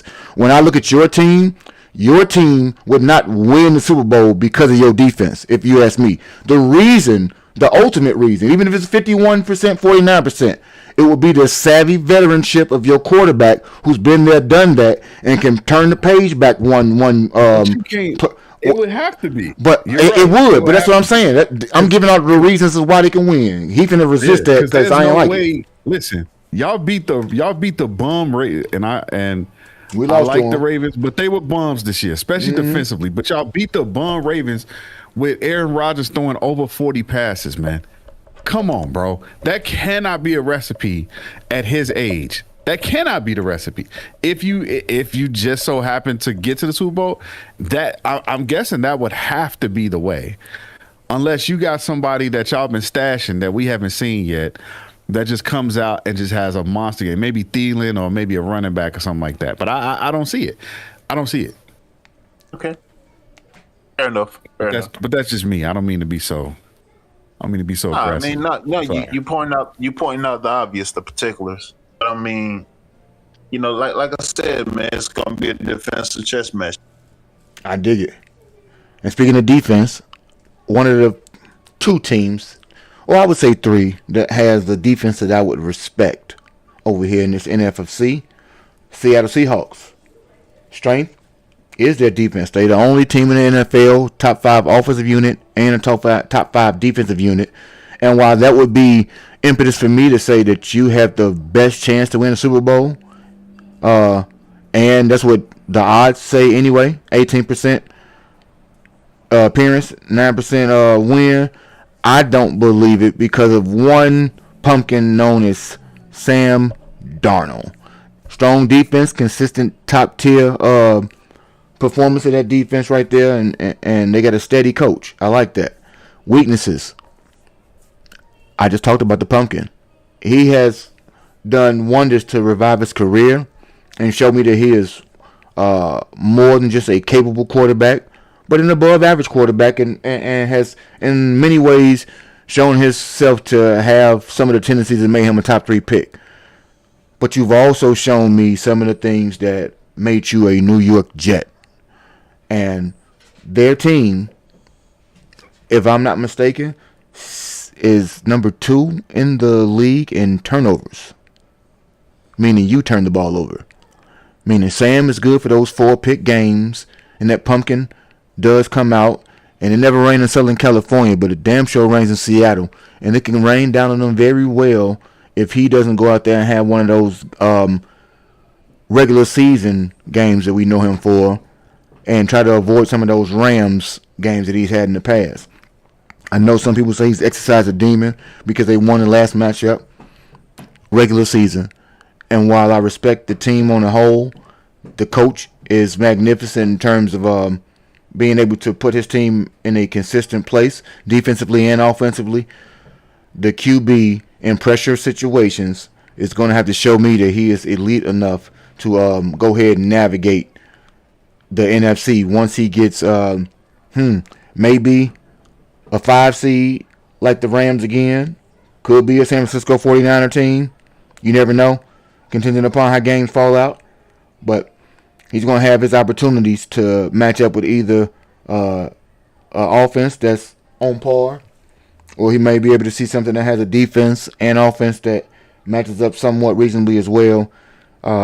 We will see how much they have the opportunity, but Vegas say they got pretty high odds. Next up. And what do y'all think? Matter of fact, while we speak of the Seahawks, do we have any strong beliefs that they can win the Super Bowl this year? Yeah, The Seahawks scare me. Okay. If there's a team that I don't want to play, I don't want to play the Seahawks. Their balance is a problem. Now you could, I see what you're saying. Sam has thrown 14 interceptions, which is third highest among starting QBs this season. But ultimately, these interceptions that he's thrown hasn't hurt them as a team overall. I mean, they finished 14-3. Wait a minute, is that right? Yeah, 14-3. So these guys scare me. They have players at just about every position, and I get it. Sam Darnold hasn't proven that he can do it. If we go back, and I understand, even if you go back to last year with Minnesota, they had a very similar season. They come in that first game and he looks like I don't know what that was, but it wasn't right. Whatever it was. So you look, you're hoping that. Well, you're not expecting him to do that 2 years in a row. It is possible though, but I'm looking at the team overall. I think that they're just a more balanced team coming in, and I think Seattle's going to be a real problem. And for every team except ours, I think that holds true. And why? For the reason you just spoke of. While our defense is not really good, they good at intercepting the ball. And he's good at giving it up. And while you say it didn't affect their season on the whole, yeah, I mean, when I say that, the interceptions well, you know what I mean. Well, I understand it. But it will. Except for one game, I want to say. I think one game he threw, 3? That's 2 or 3? That's right. And so how many games can you throw multiple interceptions and win? Especially in the playoffs. And so what I'm saying is, while that didn't hurt your puzzle for the regular season, you only have one bad game in the playoffs. You don't get to brush it off and come back next week most times.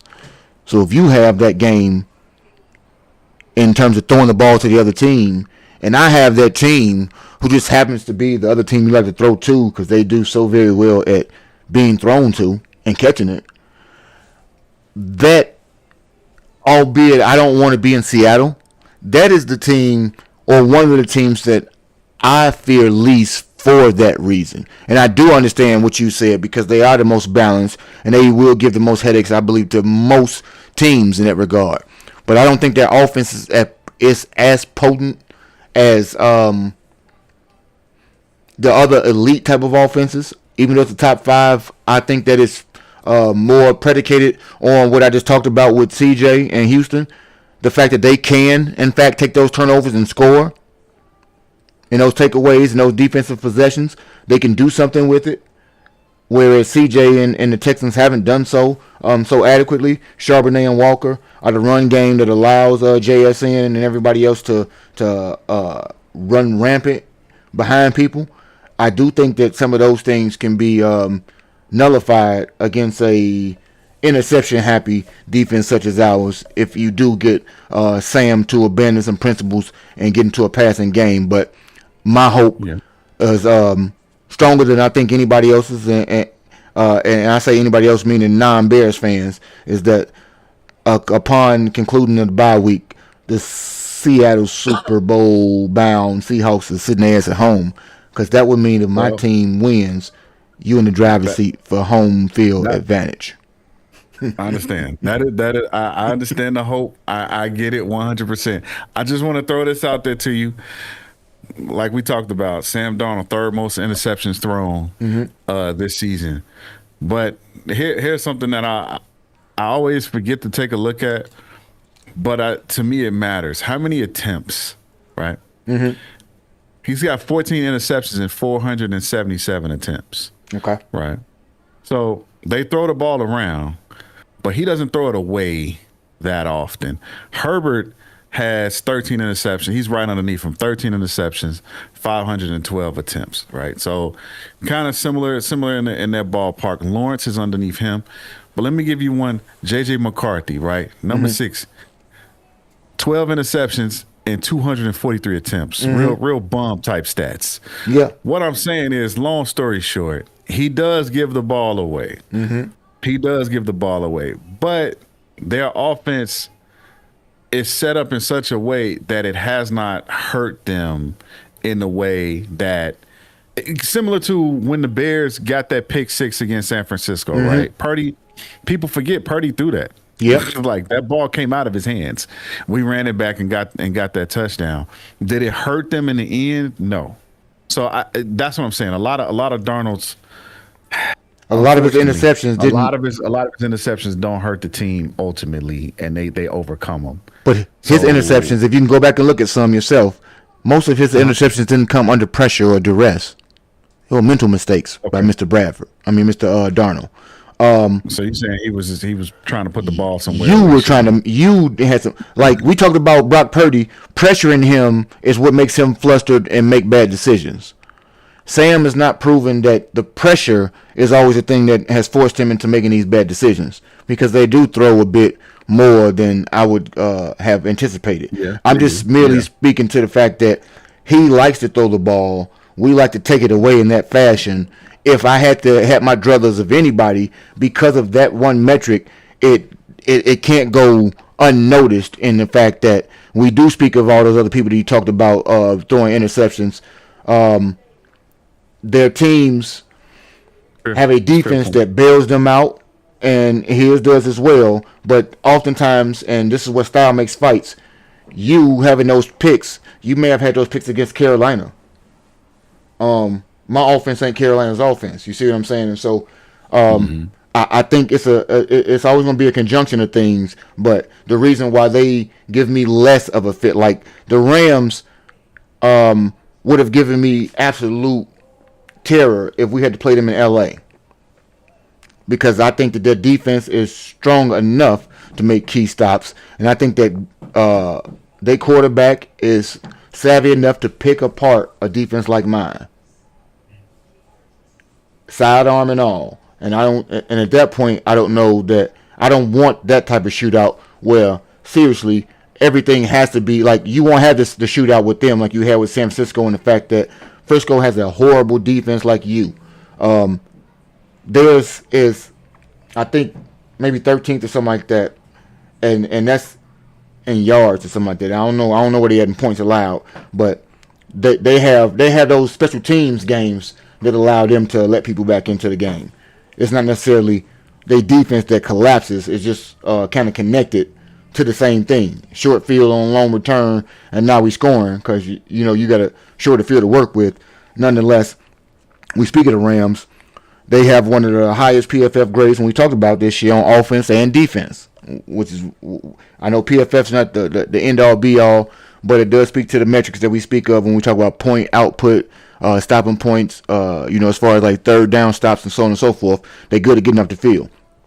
Weaknesses that they have are special team struggles, and that has cost them several points. The Eagles game is the one that comes to me most notably that cost them in the game, but we've had special teams problems this year. We know. Was that the first game of the season? I don't remember what game that was, man. I know that I think I want to say both of them was undefeated at that time. Yeah. So maybe like the third game, it's two or three, something like that. But I remember that game was with the first game where special teams became the thing that we looked at throughout the league, I think. And theirs has not totally rectified itself. Like, they got a new kicker this year. Their kicker got hurt and everything throughout the course of the season. They fired the special teams coordinator. Yeah. So like those types of things were the can flip a field, and we able to handle things offensively. But third game of the season. Yeah. Okay. So right there, you started that early. Carolina, it reared its ugly head again, and ironically, you play against Carolina this time, and you're a strong NFC contender. They say you got a 15% chance getting to the Super Bowl as just behind the Seahawks, and an 8% chance of winning it. I don't doubt that, but that special teams weakness for me is something that you trivialize until you can't. A missed extra point, a missed field goal, a huge return, and all of those things can have your team in a bind, Nate. Not to mention you go back to a team that beat you already. And I know oftentimes you want to see revenge. I don't know where that game was played at the first time, whether it was on the road or at home, but could they have seen something on tape to actually get you again? I don't think so, but could it be? That's Carolina and Los Angeles.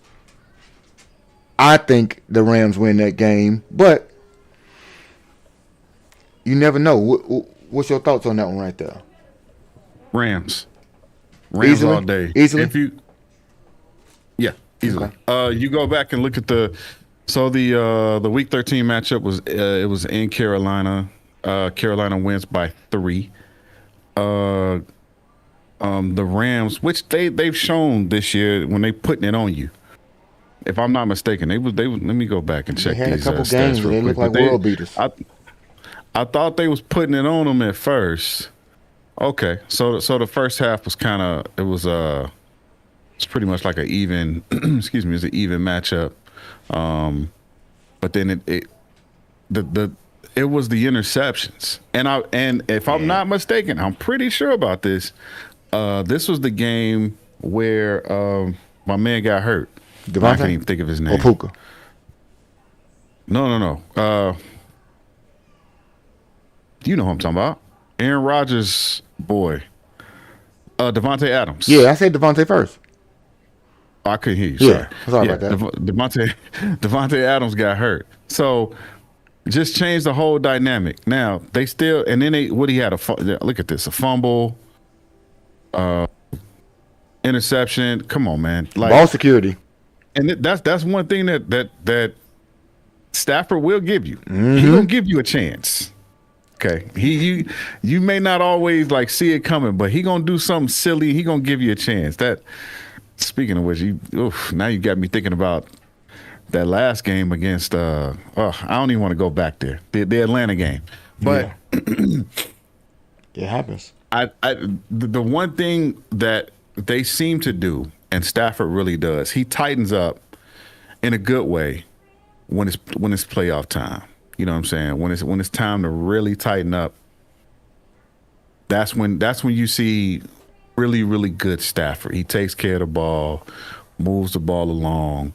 I think it's going to come down to defense. I honestly, looking at this, Carolina's lost their last 2. Yeah, they should be able to handle these guys no problem. Honestly, no problem. And as far as what's this kid's name? The quarterback, Bryce. Come on, man.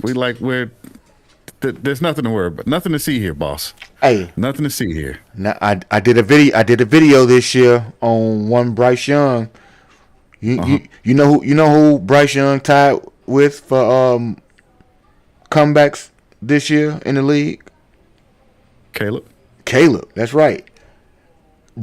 As much as, make no mistake, I still don't know that they have a quarterback like for real, but I kind of think they might have one. Like, they still need some things. He is a quarterback where I think they're gonna have to have a lot, if not everything, right around him. You can win with him, quarterback, as opposed to you're gonna win because of Bryce. But I do think that Bryce is better than it was initially thought.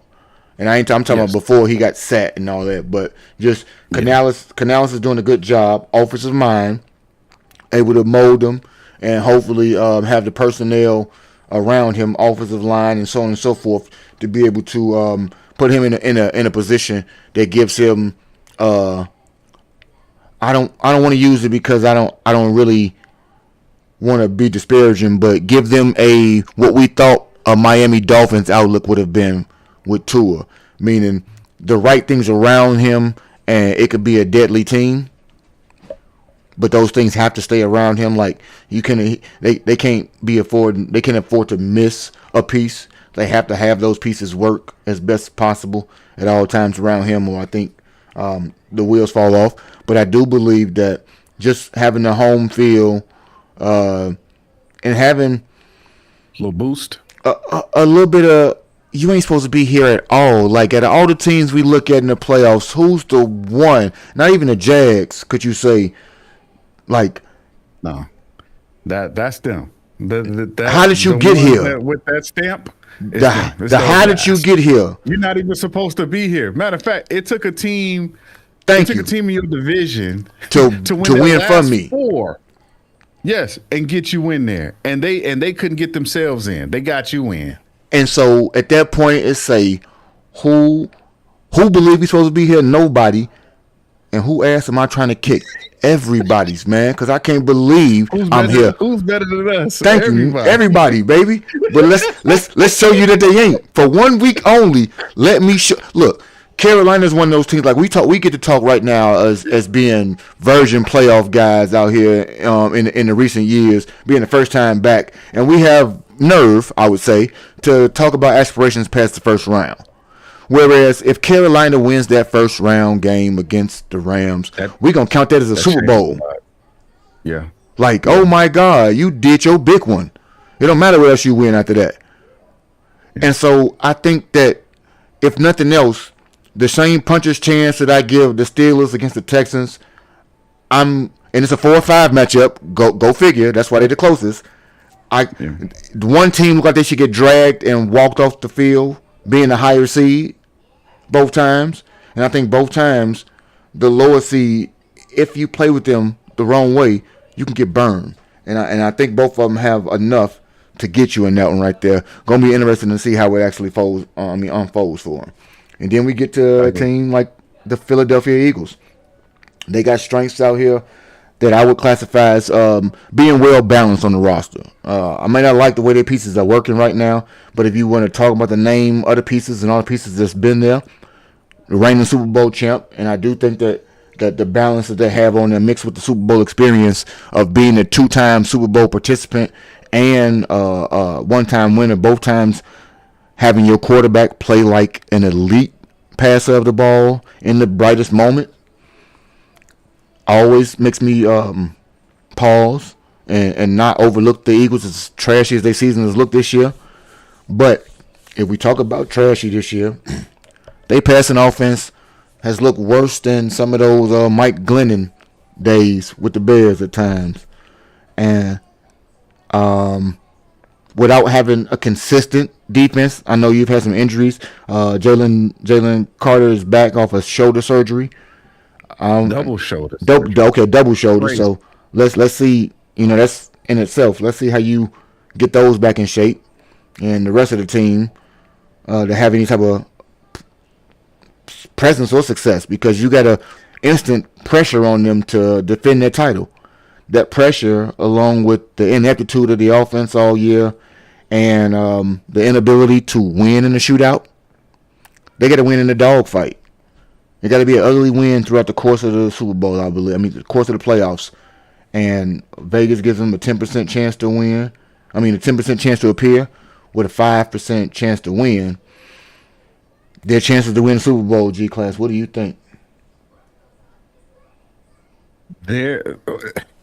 Philly's chance to win the Super Bowl? Yep. Can they defend? They're not as strong as they were last year, of course. They definitely don't run the ball as well as they did last year. I'm not really confident in this team. They've shown us this year that if they have to throw the ball, if you force them to throw the ball, they can't do it well.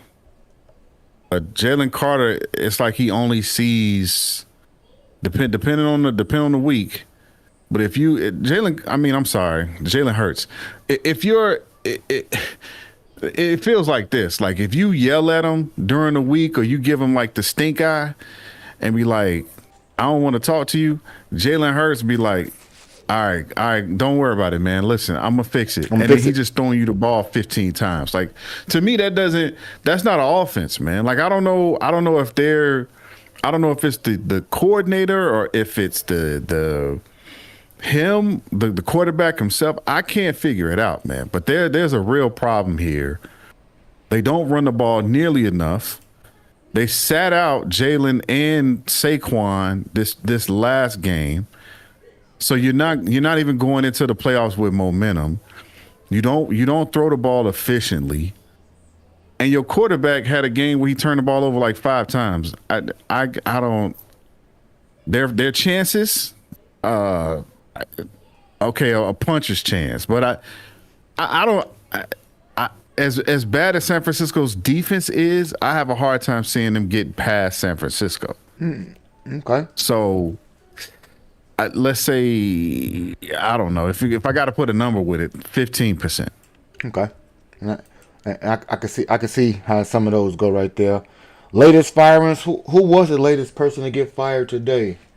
So Pete Carroll is gone already. Stefanski's gone already.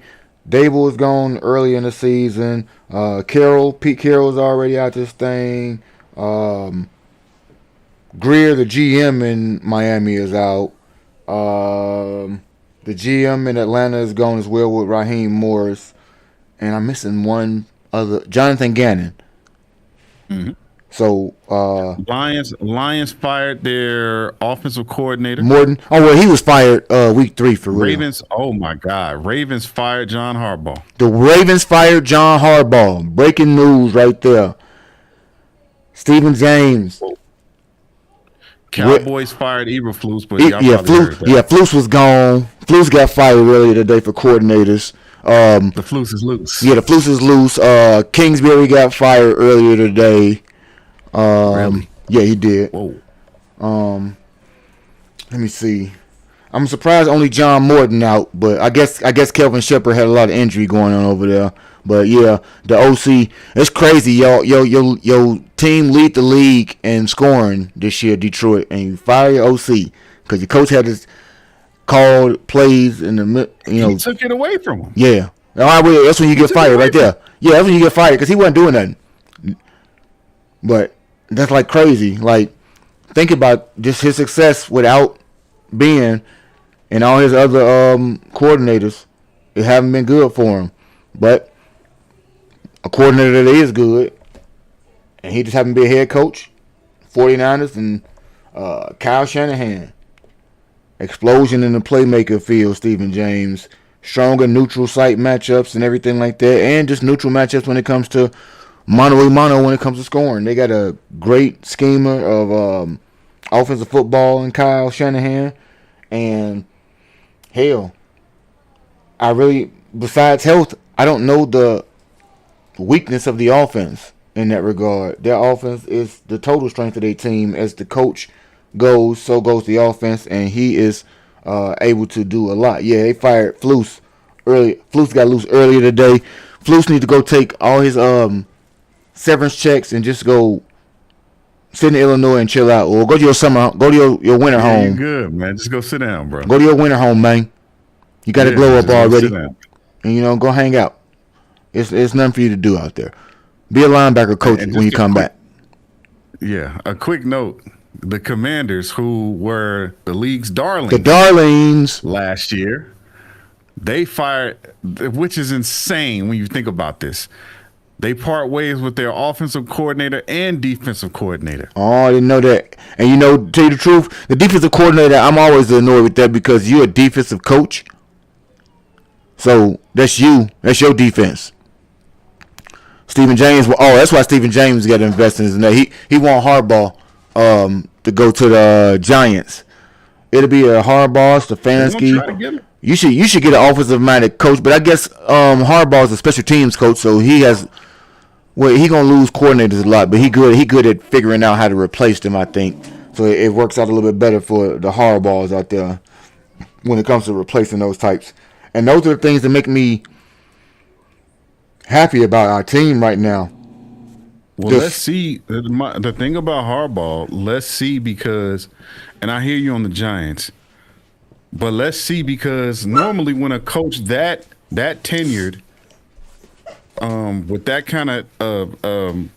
kind of winning history behind them, gets let go, teams start looking at their do I want to fight? Mike McDaniel might be gone in Miami. Right. Bro, you took that right out of my mouth, dude. Are you looking at my screen? Or no, something? But they should fight. Hey, they like, bro. Stephen Ross like, hey, what you think, man? I know I told him he was safe, but I mean, maybe I give him his whole check and severance. He got to go. Like, you start thinking about that. Not to mention, you still got a wild card with somebody. They talk about these things with what you call it. They talk about the same thing with Tomlin if it's an early exit. That those things like, oh, could we call a trade for him? You never know. And then you just fired this boy. You say they think the Commanders OC getting fired a little unfair. He got into an NFC Championship game. He didn't get him anywhere. Let me just give you a little what I think about. If they felt like the OC got them there, then they wouldn't have let them go, right? Yeah, in my estimation, you're gonna have a scapegoat. It would have been if you just fired the OC. I say it's a scapegoat thing because of the injuries. To fire both OC and DC indicates true flaw in your plan. Yes, because they had lightning in the bottle last year, so you want to add a lot of veterans to the team to try to win now. When in fact, just like I told people, and this is where I get so annoyed with people when they talk about the success that my team has had this season and the hopes and look forward to next year. So if you lose this game, don't really matter, and I can worry about next year. Nobody is promised anything next year. You are in the playoffs this year. Anything can go wrong next year. Do not count on next year as being the impetus for this year. Do what you have to do right now the best you can, and everybody has the hopes for next year. But I cannot, just because of success that we are having at the moment, be like, well, I know we're going to be good, and if we just do this, and this, then we're going to be a championship team for 5 years. You may be competitive for the long term, but God forbid, injury. You have coaches that can be poached that may mess with the infrastructure of your team. You don't know about those things today. Hindsight is 2020. I have foresight. Win while you can, because nobody in the sports lexicon, especially in the NFL, that is built off of parity, are meant to build these dynasties. They don't want to have these conversations in many ways, and certain teams kind of force you to have them. They want to have the up in arms, don't know which way is up every year, because it allows Vegas to make money off of parity. It allows the league to make money off of it. The ratings are better because you never know who's going to win, so you want to tune in, catch me quiet. And those are the types of things in themselves that tell me that you got to focus in and lock down right now. You don't know if you're getting back. Don't look at Philly and say, well, they've been there 2 years and 3. You don't know if you're going to be Philly. Philly was blessed with health that everybody don't get. Infrastructure that wasn't torn down by your OC and DC being poached away. But as we see, the majority of the time, Dan Campbell, those things happen when both your OC and DC leaves. Those factors are things you can't control because they have a connection with the players. They may have a bond. You don't think Al Harris got a bond with people? And his infectious energy don't leave when he goes to be a DC somewhere else? I know he is only your defensive back coach, but he is a heartbeat on your team, and you don't think about those types of things until they gone. And yes, the dog agree with you, Stephen James. You got to win right damn now. Ain't no time. He want to go outside now. He don't want to wait till I'm finished streaming. He want to go right now. And guess what? He don't got no choice. I'm the GM over here. But all you could do is try to act on what it is at the moment. Outside factors are things that you can't control. So the only thing you can control is what you have right now, which is destiny faced before you. You are in the playoffs today. The dance is here. The music is on. Cut a rug, baby. I ain't got no time to be worried about what they playing next year, because I might not like the music next year. You don't know about none of that. So when people think, yes, I will be disappointed as all to be damned to lose in the first round. You are the 2 seed.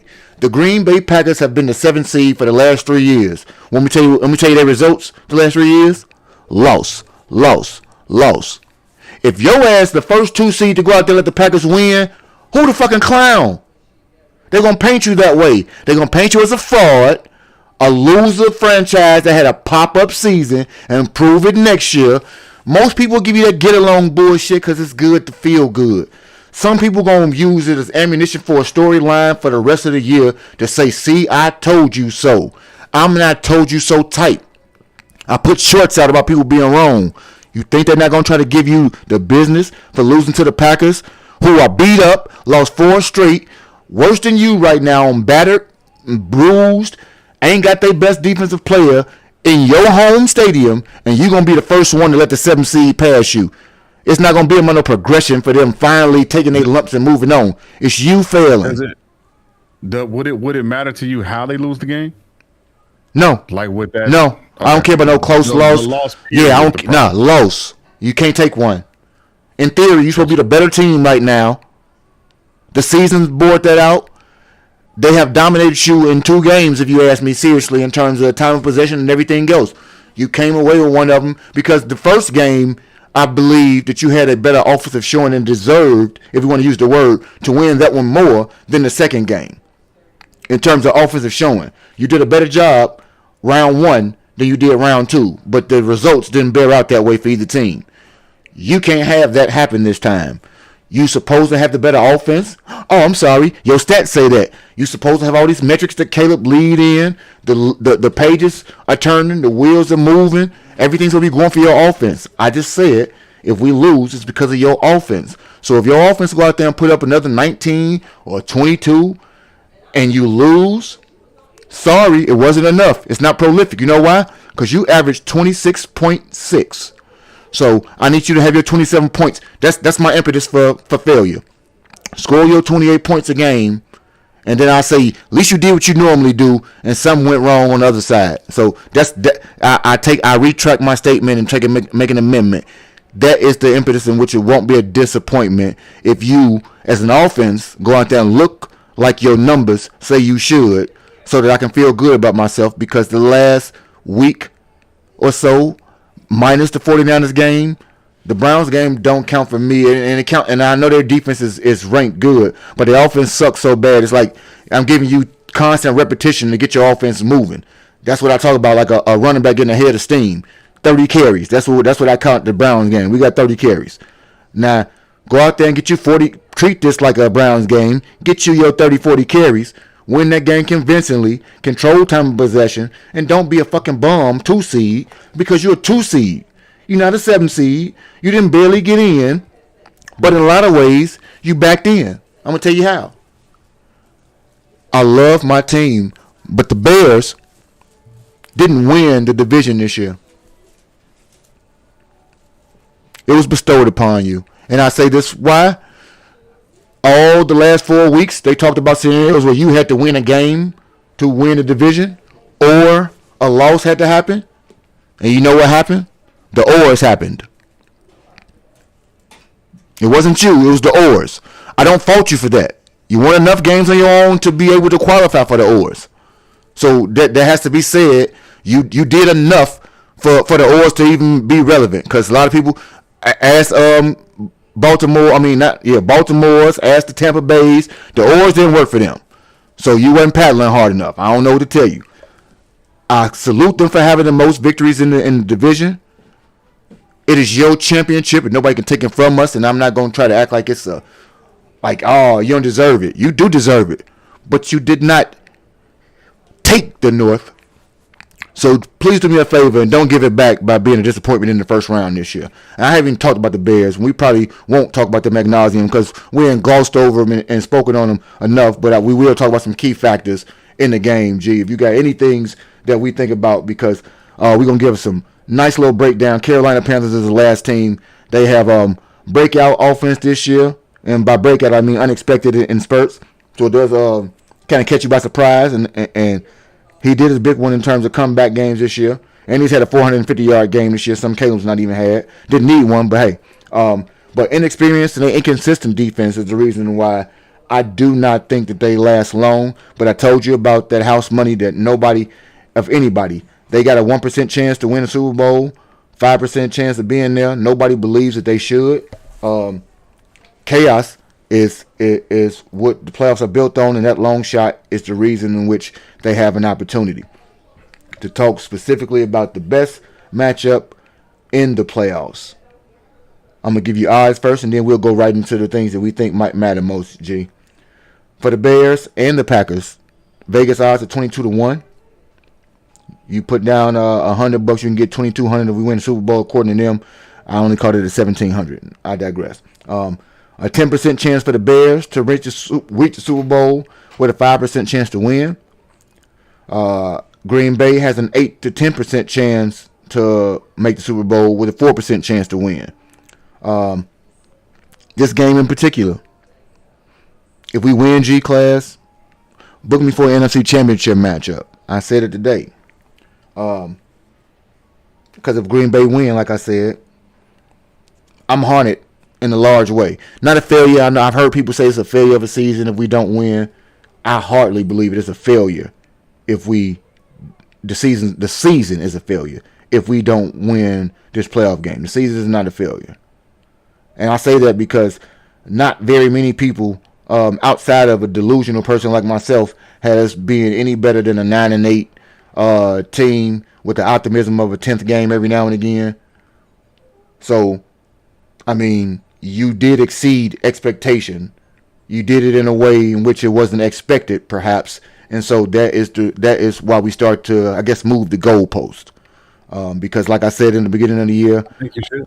I had no impetus for or no real conclusion to why or where we would go after those games.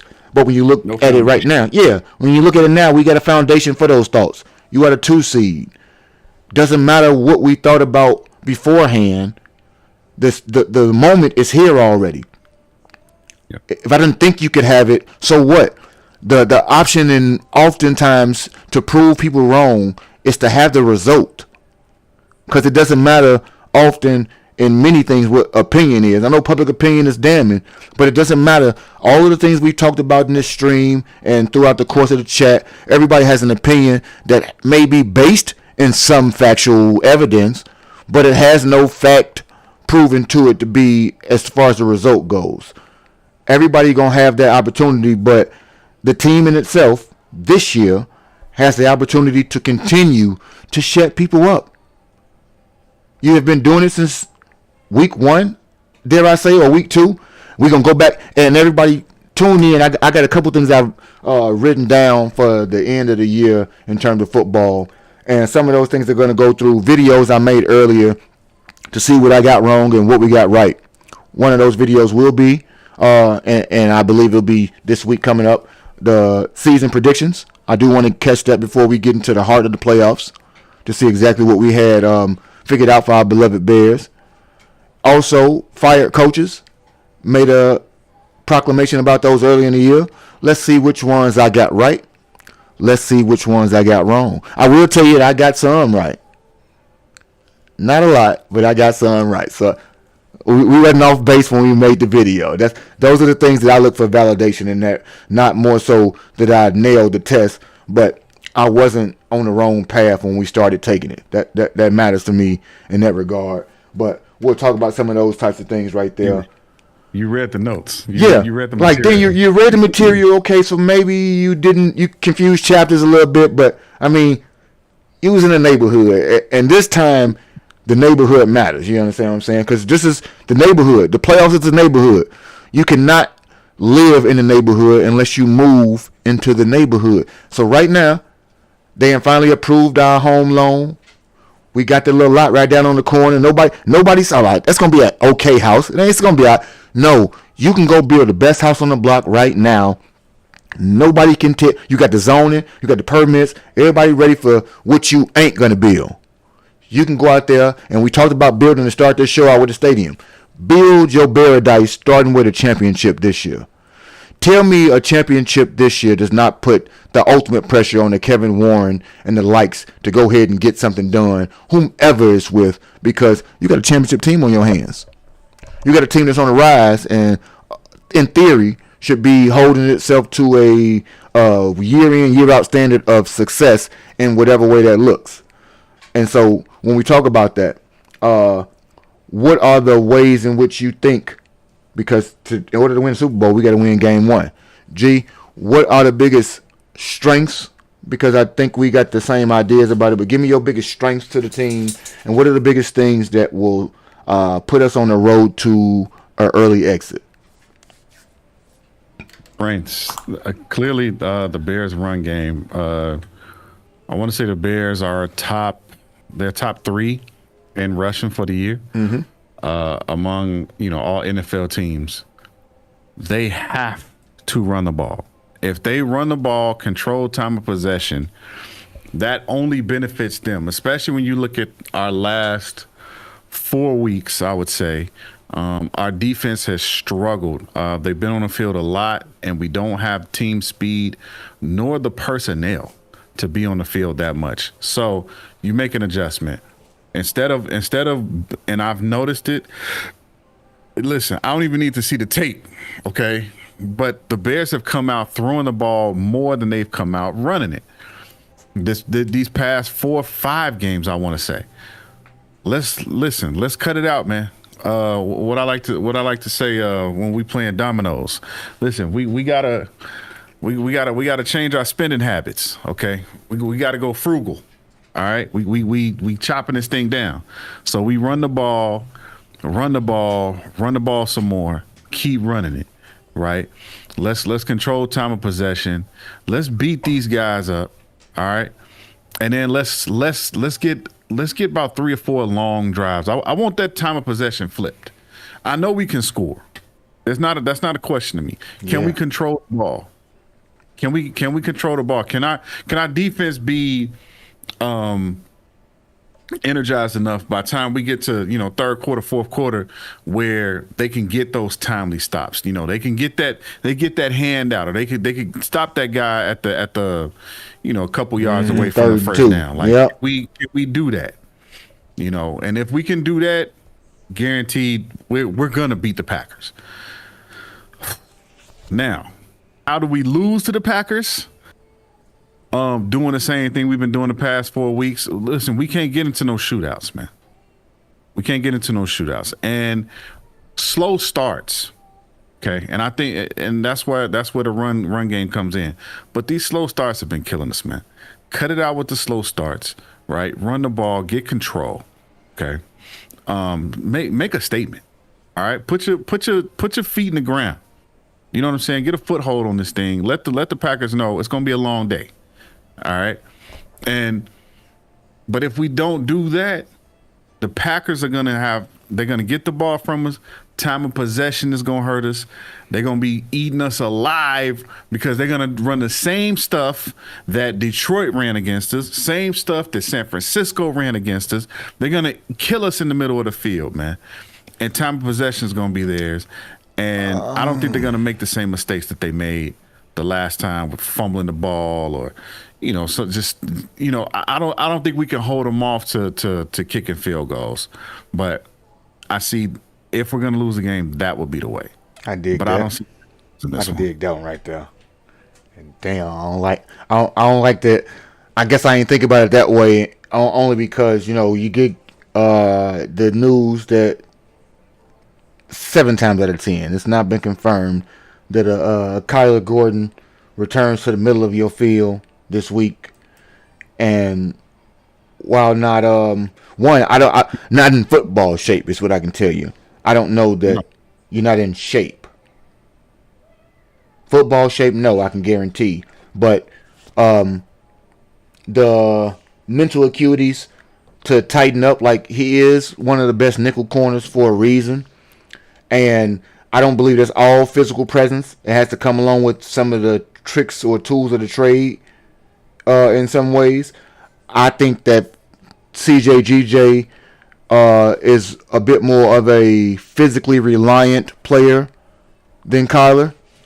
Yeah, I think they're both physical though. No, but I mean they're both physical. But I think that the cerebral aspect of being a nickel corner is something that Kyler has kind of perfected or always been to a large degree. Where Chauncey, when he started in New Orleans, wasn't a nickel corner all the time. He did match up on the outsides and get physical and press coverage and things like that. So physicality and some of the physical things, injuries have slowed him down, which is why he's in the middle of the field these days, as opposed to Kyler he was drafted by us to play that particular position. And so I just think about it, like with some of the Myles Garrett's and the pros at certain positions, they have a brighter or a bigger toolbox. Some of those tools we don't know what you use them for, but they know what they're using for. And I feel like the physical tools may not be the ones that he gets to display so much this week, but some of the things across the middle of the field, whether it be just communicating with other people on the field, and positioning, because the difference in an inch or turning your shoulder left or right dictates some of the coverages and everything else that goes. And if I can get your hips turned inward instead of outward, you got a better chance to defend a play across the middle, and a more savvy player may be able to identify that and put you in that position, i.e. a quarterback telling Luther Burden earlier in the season when the motion and where you need to stand still and how to get, in and out of your breaks type things, because I know all of the jobs. Maybe you get your quarterback back is what I'm saying back there, and that in itself can help out to alleviate some of the mishaps we've had in the middle of the field. I don't know that to be something to be true, but I do understand that getting a player back of his caliber looks to lend itself to that opportunity. It has to bear out on the field, obviously, in terms of his health, but I think that if he is available to play in the game, I think he makes an impact in the game. It's only a benefit. Yeah. I agree with you. It's only going to benefit the Bears if he can play. Now, he may not be, like you say, he may not be at that level where, uninjured, of course, 100%. He might not be there, but if whatever he can give us, if he can play, we need it. Yeah, we need it. Because, like you said, on defense, if we can do some of the things that we need to hold people in check at times, we still lead the NFL with in explosive plays. And so I know running is the bread and butter of our offense. Both parts of our offense allow you to be explosive, and both parts are getting things back that would lend you to feel even more confident this week. Until this week, I didn't notice how much we would miss our newly minted starting left tackle in Ozzie Trapillo. Because who you telling, bro? Theo made me notice some things this week. And I know Theo try hard. He a good swing. But, boy,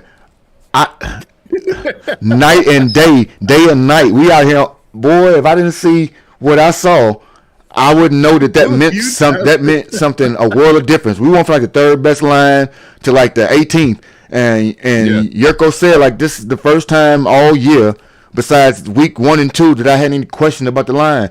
How did that happen? I know why. One Theo Bernadette. Now, don't let this get you confused out here. Darnell Wright, get your head out your ass and that elbow back in that brace, because whatever you did last week was not working, bro. Put your brace back on. I don't care if it feel good.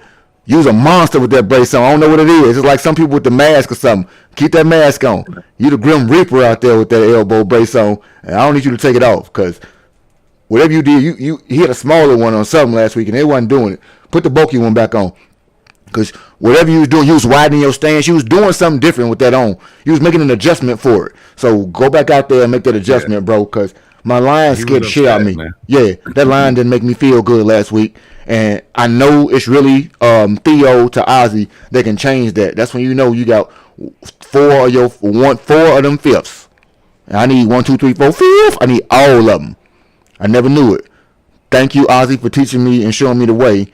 But when we talk about needing all of them, as much as people, and it was a blessing in disguise, and I hope my cousin see this stream, because while I disagree on the notion, the way in which people frame it, I think I'm playing semantics. Often it was framed that Rome is his favorite target, and it ain't even close, and he's going to have 3,000 targets, and everybody else going to have 1.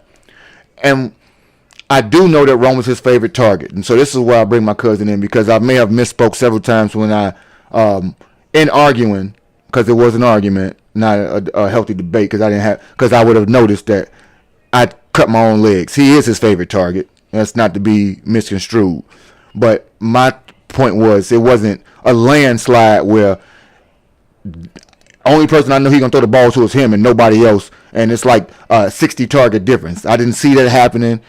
Not for me, but he can prove me wrong next year.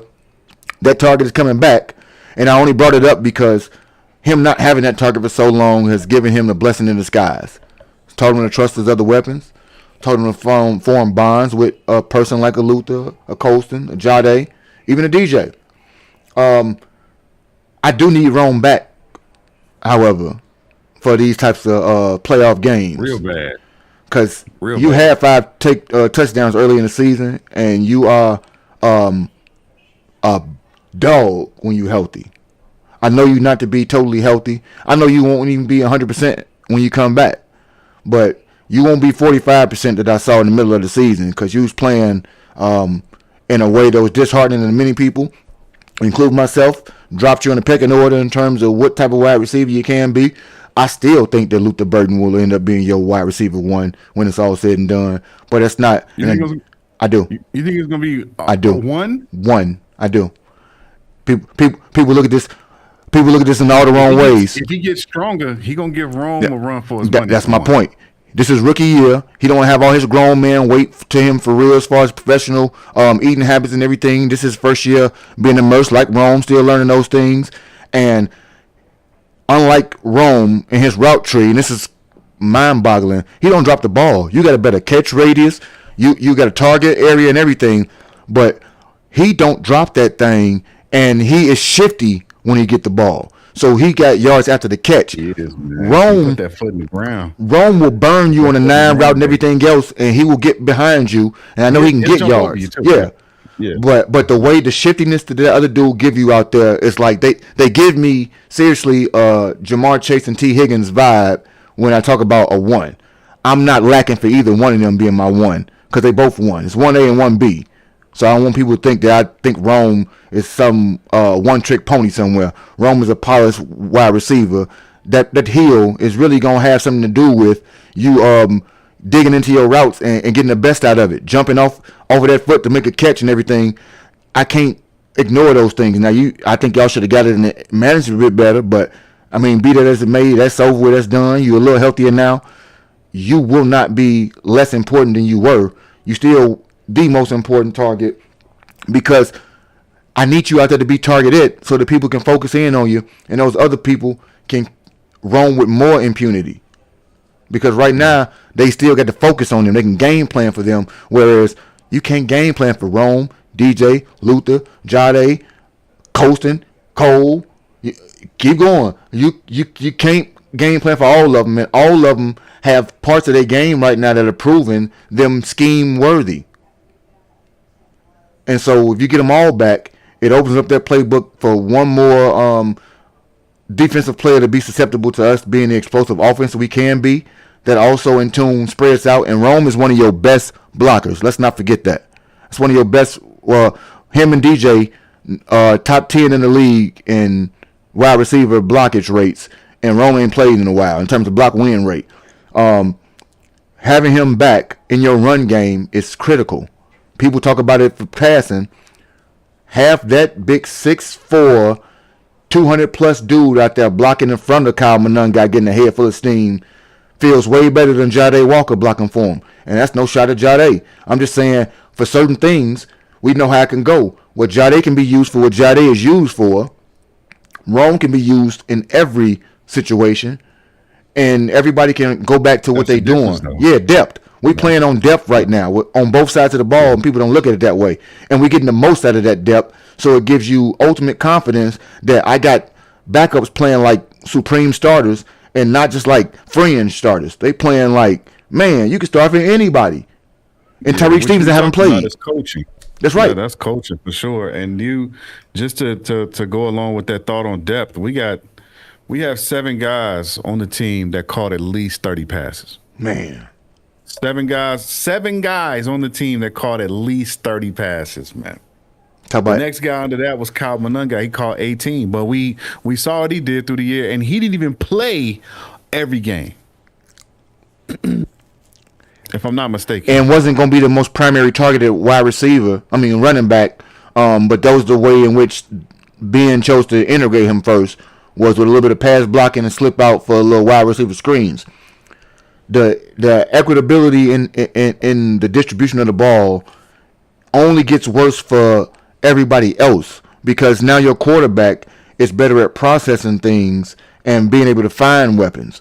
So at that point, I think he's able to use them better. So the more you got, the merrier. And now it's not the vexing question it was early on, because by taking that piece away for a minute, it did, in fact, strengthen the room by allowing him to see everybody else in the same light and know that everybody has a clutch quality of sorts. He very rarely has any hesitation throwing the ball to anybody in a big moment. Yeah, he had to get acquainted with Colston Loveland. You did.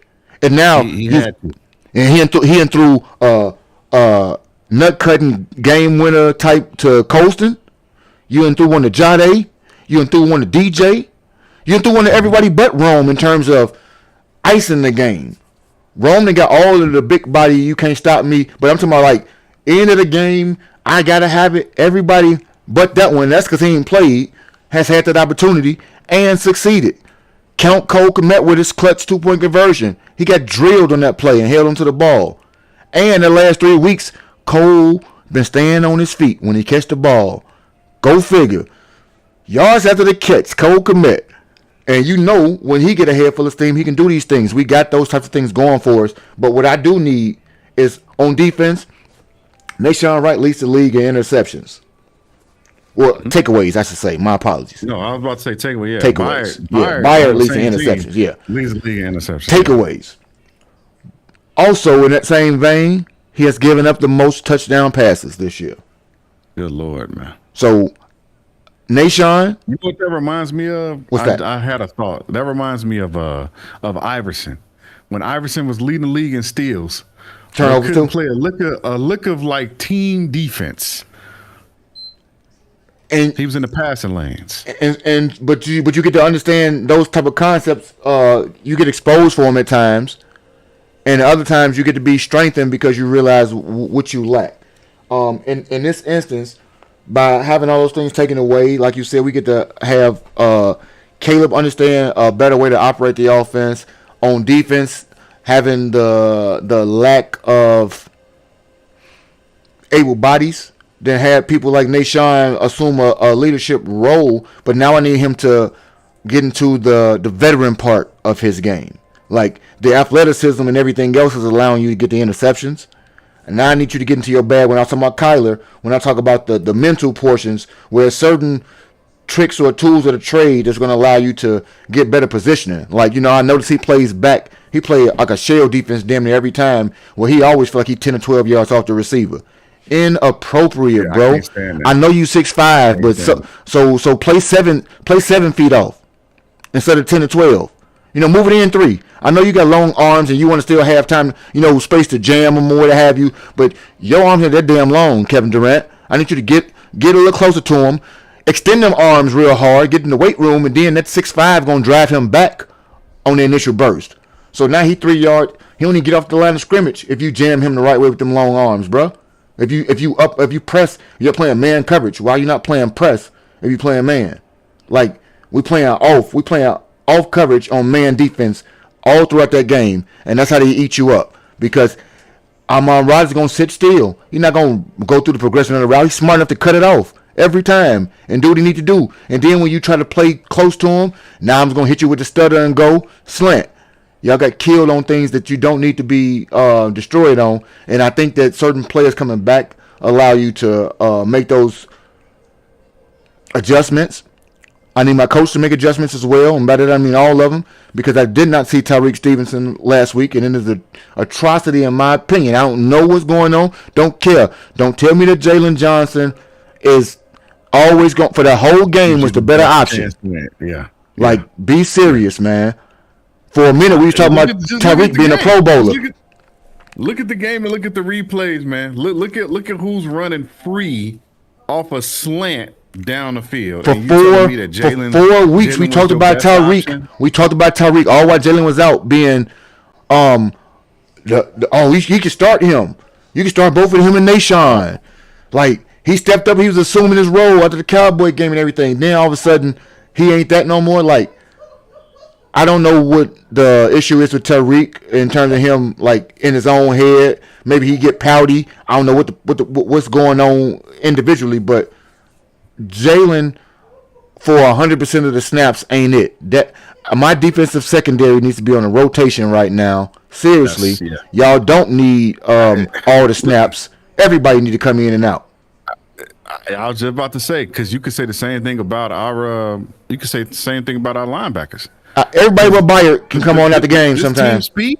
This team speed, ridiculous. So give me DeMarco Jackson. If you're not looking at DeMarco Jackson, thank you, and looking at Edmonds and being like, hey man, I'm gonna have to make this switch because clearly you can't. You slow. Up. Yeah. What the hell happened to you on the injury coming back? Yes. Make the adjustment then, man. And I think, and if you follow me on this, I think what they wanted, and they noticed it, right? Ruben Hippolyte. They said Ruben Hippolyte was the fastest east to west on the team, right?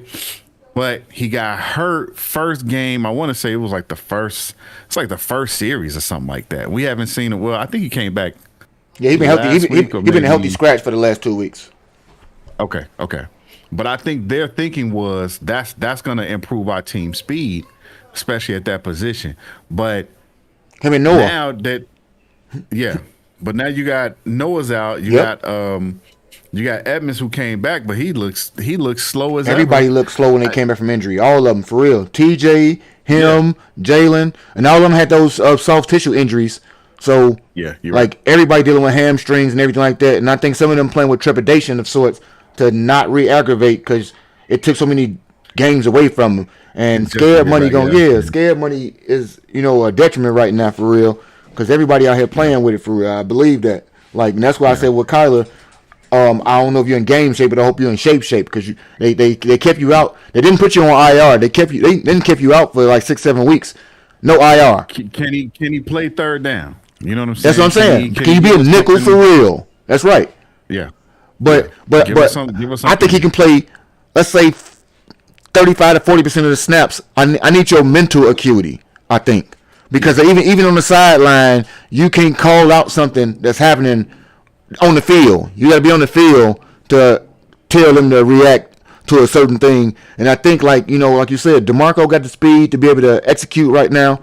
I think that I need some other eyes or another set of eyes closer to the middle, the linebackers to see some things to call it out. I don't think that Chauncey is that type of dude. I think he like more of a Brisker where he want to hit somebody and like be totally physical. I don't think he's looking for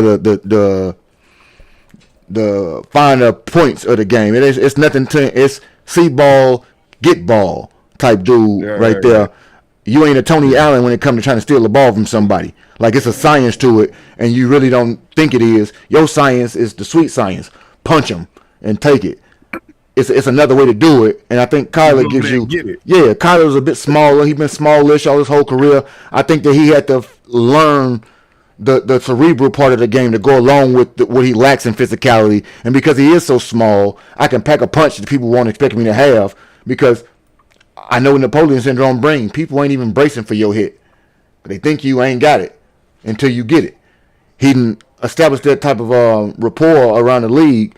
I want to know that he can stay healthy enough so that his 30% makes a difference to the team because it increases us by 15%. And if it does that for us, it allows us to, dare I say, have a couple times where we get 3 and outs. What don't happen, and those 3 and outs in a game could mean a world of a difference to a Monunga getting 5 extra carries, a Swift getting 7 extra carries, and those 12 extra carries doing damage because game script don't say you need to do something different. And I think that the offense is in that particular vein where I think Ben needs to be way more cognizant of being committed to the run game at times. I do think last week he really wanted Caleb to get them 270. He can say what he want. I wanted you to get it too. I ain't never been the person. I want to get it out the way. I'm tired of people talking about it like you the only franchise. It can happen. It's easy. It's not that hard. We have not had the infrastructure. He will, but I wanted it to be done this year so that done. And if they hadn't dropped so many damn balls, they dropped 370 yards worth of balls according to ESPN Index. So them 370 used there. I just wanted it for conversation's sake to be done with. I do understand that the defense. Although it's a fair conversation because the Bears have never had a 4,000 yard pass. And that's why I wanted to be done so that as a franchise. You know, I'm a Cubs fan, man. I've been a lovable loser for forever. I grow tired of the monikers that go along with you because you can't shake a certain thing. And we know how unimportant 4,000 is, but we know that when every team has done it, Yes. we Yes. ridicule Lions fans and Browns fans and Panthers or the Jags for never going to Super Bowl. Well, you the only person. They ain't been to Super Bowls, but you can't even do something as simple as throw for 4,000 yards. That's what they saying. Like to get that out the way because it's not that big of a deal, especially with 17 games. But it's a big enough deal where we ain't did it yet. So I wanted to be done with so they can be like, hey, we know he can. We seen him do it. If it don't happen every year, so what? Like, and I don't care about it because I'd rather But you it have 30 speaks to our touchdowns. offense. Yeah, Yeah, it speaks to the state of our offense. I mean, now he's the all time leader. in a So lot of next year, I mean, things. it only makes sense the Yeah. next step Next step, the next next year. episode, He should and get and it. I'm cool with Yeah. that. Now, what I want you to do is set your sights on playoff records, and by playoff records, I don't know what the wins are for your first time in. For a rookie, and you're a rookie in the playoffs. So, how many games can you win in a row? Are you gonna take us in your first time to the playoffs all the way there? You got some things you can set that ain't just got to be metric numbers as far as passing, but you have the opportunity with the more games you play to set all types of passing stat records as well. Because the more games you play, everybody's not privy to have playoff games, and it only adds to your playoff lore. And so you want to be the guy that everybody looks at as being the quarterback we finally got. Your legend can continue to be written, Mr. Iceman. The first portion of Clutch has been put into your chapters. Let's see if we can go ahead and see if that manifests itself into playoff football because you didn't experience much of that in college either. I want to see that you know that when it's something to play for, you talk about it and you sound like being all year. I want to see that it resonates itself to having y'all be simpatico in the result because he was wholly pissed last week, and I think half of it was with himself. The other half He should have won. was with y'all, and he told you about it. Yeah. And that's what I like about him up front is that I don't typically see the same problem repeat itself in consecutive weeks. And so I Except for this Dylan Allen thing, but that's another story for another. that's day. personnel, and It's a combination. it is. It's a But combination. this is what I give you about Da. We talked about Bryce Young being one of those people who have to have a perfect scenario for everything to go right for him. While I don't believe it to have to be perfect, I do believe the DA needs and actually needs all of his players to get his maximum result. Meaning, I don't think he adjusts well. I'm serious when I say that because 10 passes across the middle, you would think your coach would tweak something in the At middle some over there, point, but he at some didn't. point, yeah, let's go zone. Yeah, Let's go so zone, guys. so I don't think he adjusts well. I think that when he has an semblance of what he needs, which is a pass rush, because the pass rush predicates everything for his defense to be truly effective.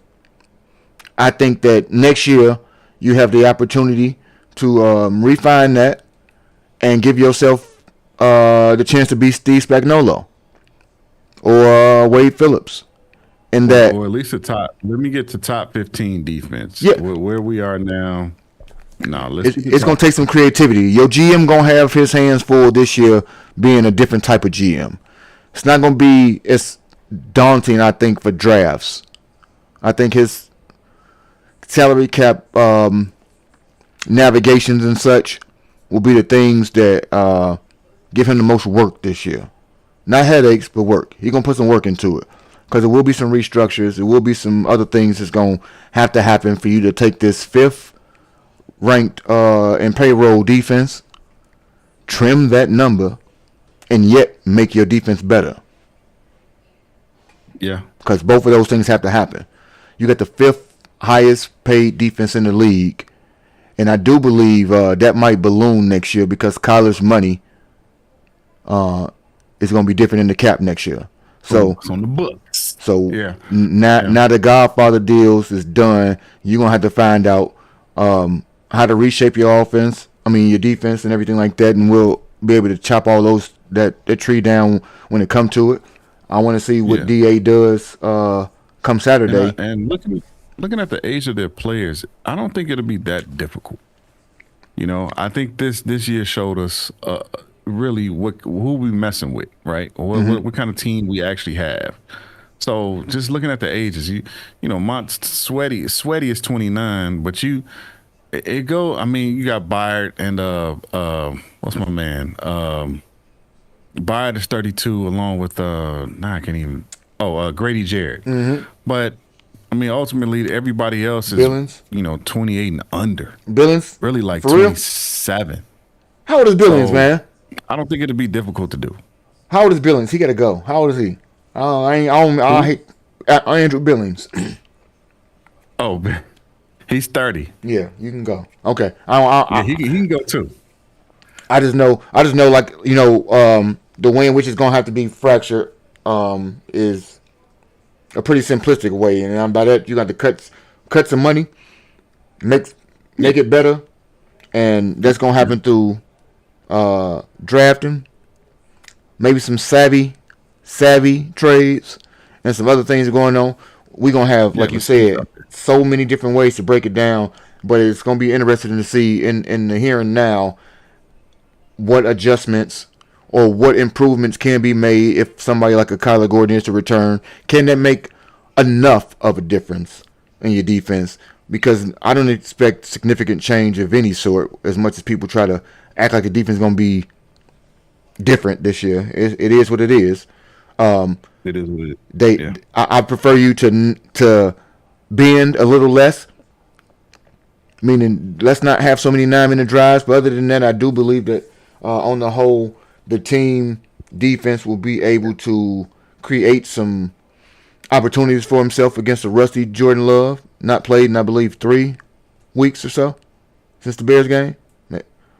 So the last time he played was against us. Weeks. That's rusty, weeks. but yeah. Let's not let him get into a groove either. Don't throw off your back foot. Don't throw off that back foot. That back foot love is no good for us. And on third down, please cover that middle. Blitz. Cover that middle. That's why you shouldn't be blitzing. That's why you shouldn't be blitzing. You shouldn't be blitzing him at all. Like, don't blitz him at all. You shouldn't. And that's gonna give you an opportunity to defend the pass. I say on third and long, you go with 3 rushers or something.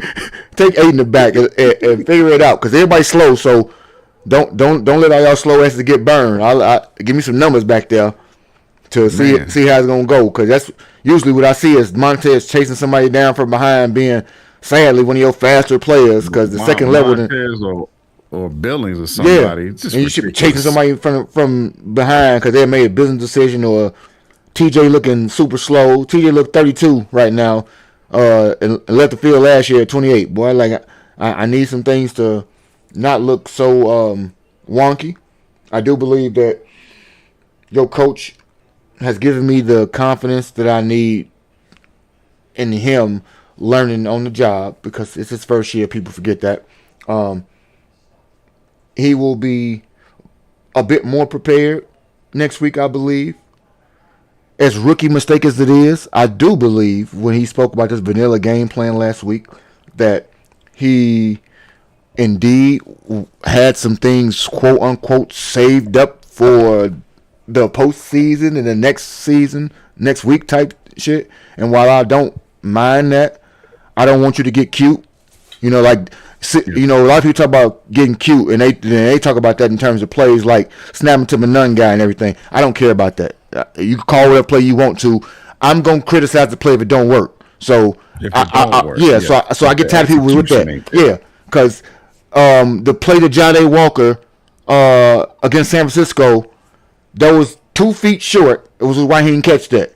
Had nothing to do with trickeration or nothing else. It didn't work, and I was just as pissed. So I personally grow tired of people like, oh, don't get cute. Do this. You need a 1 yard. I don't care what you need for 1 yard. Get the fucking 1 yard. I want you to get 1 yard. Because if you get 1 yard, I'm happy. If you don't get 1 yard, I'm mad. So it don't matter how you didn't get 1 yard. Yeah, I don't care how you get it. I get you. And yeah. Like you wanted him. You signed up. You signed up for this dude. That's just like you signing up for this brat pretty little girl that want everything, and then you get mad when she want everything.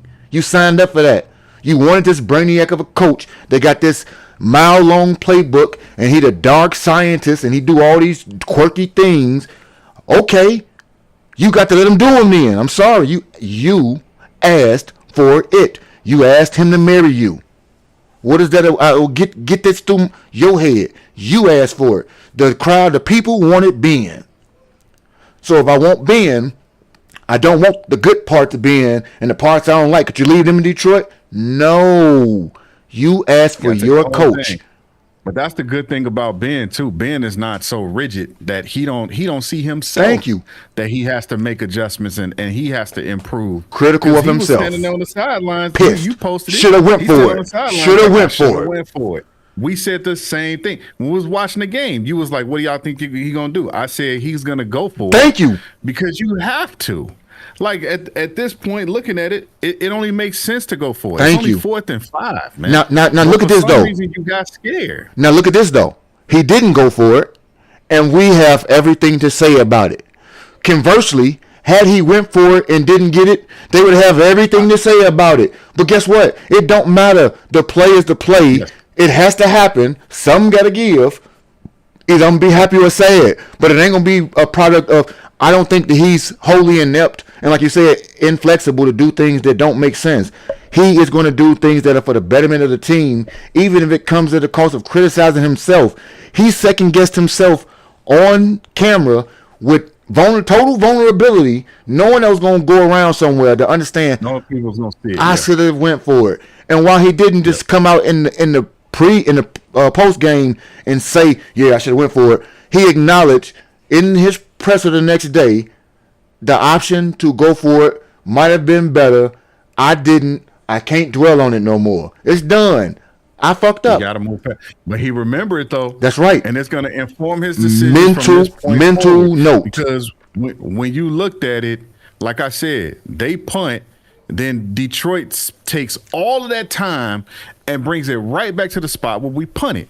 So when you look at it, it didn't make sense. Dude, you should have just went for it, and whatever happens, happens. Because let's say you go for it and you get it on 4th and 5. Now you're in the driver's seat. For whatever reason, he took his foot off the gas and he changed positions and gave it to Detroit. I don't know why, but I bet you he won't do it again. I bet you he won't do it again. So I can't wait. That's what I'm saying. He a learned dude. He don't make the same mistake twice, if you ask me. He is able to make adjustments to things to make stuff work. And even in that game, which is one of the most disappointing games I watched all year, they found a way to go out there and tie the game up and have you glued to your seat to figure out what was going to go on. Thank you. Back to back. When have we done that? When have you had the confidence that was going to go right for you once, let alone twice? You sat back getting the ball in those limited times right there and still had confidence that you was going to be able to score in the 4th quarter.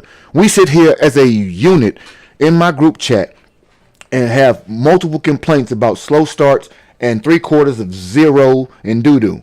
And not one of those times, even with all the negativity we spread in those 3 quarters, does anybody have the same attitude come 4th quarter.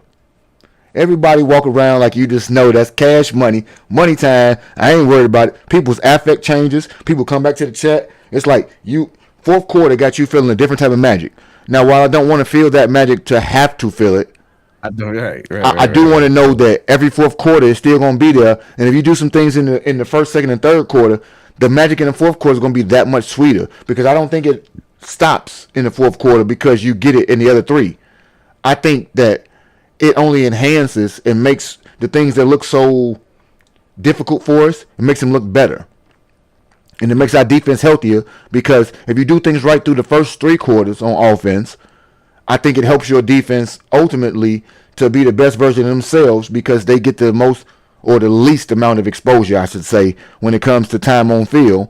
And it helps them to be as good as they can be, even if that ain't that good all the time. And they can be in the best position to get takeaways and things like that just because you're fresh. Yeah. With that being said, I think what you want is, last thing, I was just going to say this. I think what you want, the recipe is you want the game that you had in Philly. That's the recipe that you want for each one of these games moving forward. You want the game that you had in Philly. You want to get those timely takeaways. You wanna stop them when you need it, and you wanna be able to run the ball down their throats. Like that's the goal. So let's see if we can get back to that. I'm hoping so. Man, Saturday, I think we play at 8, is it? Yes. 7 o'clock Central, 8 Eastern. I'm trying to On figure it Amazon. out. I'm trying to figure this out because obviously we back to not having those wonderful days off during the week known as Saturdays. We back to the grind. I will be streaming Saturday night. It will be a TBD for me in terms of the pregame. I say that because of this. I know I will be glued and ready to go by kickoff. I don't know that I will be off in time to have a pregame. So rest assured, anybody who is interested in listening in, because I did have a few people that I talked to this week that, for some odd reason, don't have access to the game or don't have Prime and so on and so forth, and they are not home bodies, so transplants won't have the same benefit. If you got Twitch, you should be able to watch it. If I'm not mistaken. If you got Twitch, you should be able to watch it. But I'm not here to advocate for Twitch. I'm only advocating for me.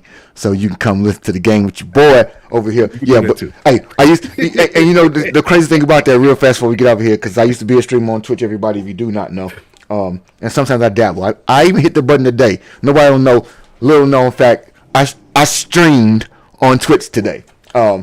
With that being said, I used to revel in the opportunities to have the Bears play on Thursday nights, and I even streamed on Thursday nights because it was the free end to having people be able to watch a game with me. And it didn't even matter if it was the Bears game. It was whoever game was on, we was going to be on Twitch because Twitch is an Amazon affiliate, and so you can watch the actual Amazon Prime game, Thursday Night Football, on Twitch and not be flagged, dinged, or anything like that. Used to be a neat little thing. Like right now, you can watch YouTube TV, I believe, if you have the games. I don't know that, but it's only like a listening basis still. I don't think that you can air the live game even with YouTube TV over here on the tube. So one of the good things about Twitch, I will say, is their partnership allows them to do that. Partner up with your boy on Saturday. Stay alert for the post because it will teach you what time we will get started in case we have a pregame. Amazon Prime, you will get the full scoop. Anybody who is anybody is welcome to join in the Discord and give us your 2 cents, 15 cents, or 25 when it comes to this win we getting Saturday. Didn't end the season how we wanted to. I'm going to tell you that for real. A low note for me to end the season. A little bit of a perplexing thing in that I don't like to think of not having momentum going into such a thing like this. Momentum is something that I believe heavily in when it comes to sport. But as we know in fanaticism, just like when you love somebody, you find yourself doing dumb things and breaking rules. I'm breaking all my rules for the Bears because the things that I usually have be so logically come to me when I make predictions won't be in effect when it comes into Saturday because I booked my Bears. I don't care what nobody say. You get past Saturday, I'm serious. I got real high hopes, but Saturday is the goal. I won't look past Saturday because it scares the life out of me to have to go against a division opponent for the third time in the year. But it gives Ben the opportunity to beat Matt LaFleur twice in a season. Let's do it. He said he wanted it. He said it's pretty good to beat him twice. Ben, good, better, best. You get your motherfucking second chance to do this. Third time the charm. Get 2 of them.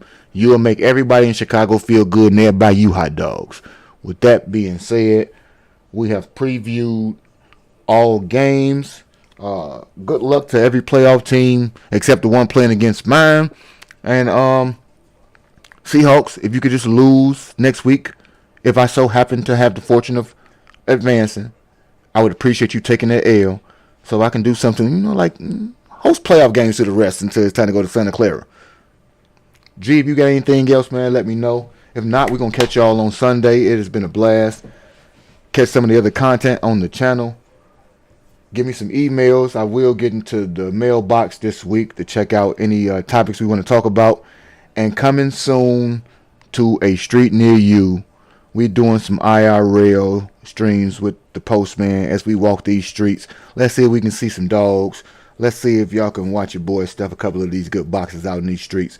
And see if we can get any meaningful sports talk amongst the crowd. Every now and again, we get some people who like to talk ball. I would like to see if I can get them people outside. It's cold out, so people don't come out. But when the weather's good, I might have somebody to go ahead and bust it up with. Hope y'all like the screen. Hope you like the stream. The overlay feel mean to me, baby. Hey, we got to get all the way into the box right now, man. We ain't got time to let nothing out of there. That's why it's the lid closed. Everything is kept under wraps until this next playoff game come up. Ben will unleash the fury that Chicago fans been waiting for, and hopefully we are celebrating another playoff and another opportunity to stream a Bears game for the upcoming season. With that being said, it is time to go be a papa. Appreciate you, class, for pulling up. I appreciate G Honda for pulling up earlier and giving us his craziness like only he can give it to us. Good luck to the Steelers, even though you know how we feel. But I wish you much success. The standard is the standard. Until next time and until next delivery, G. We'll talk to everybody later on. Y'all have a nice day. God bless.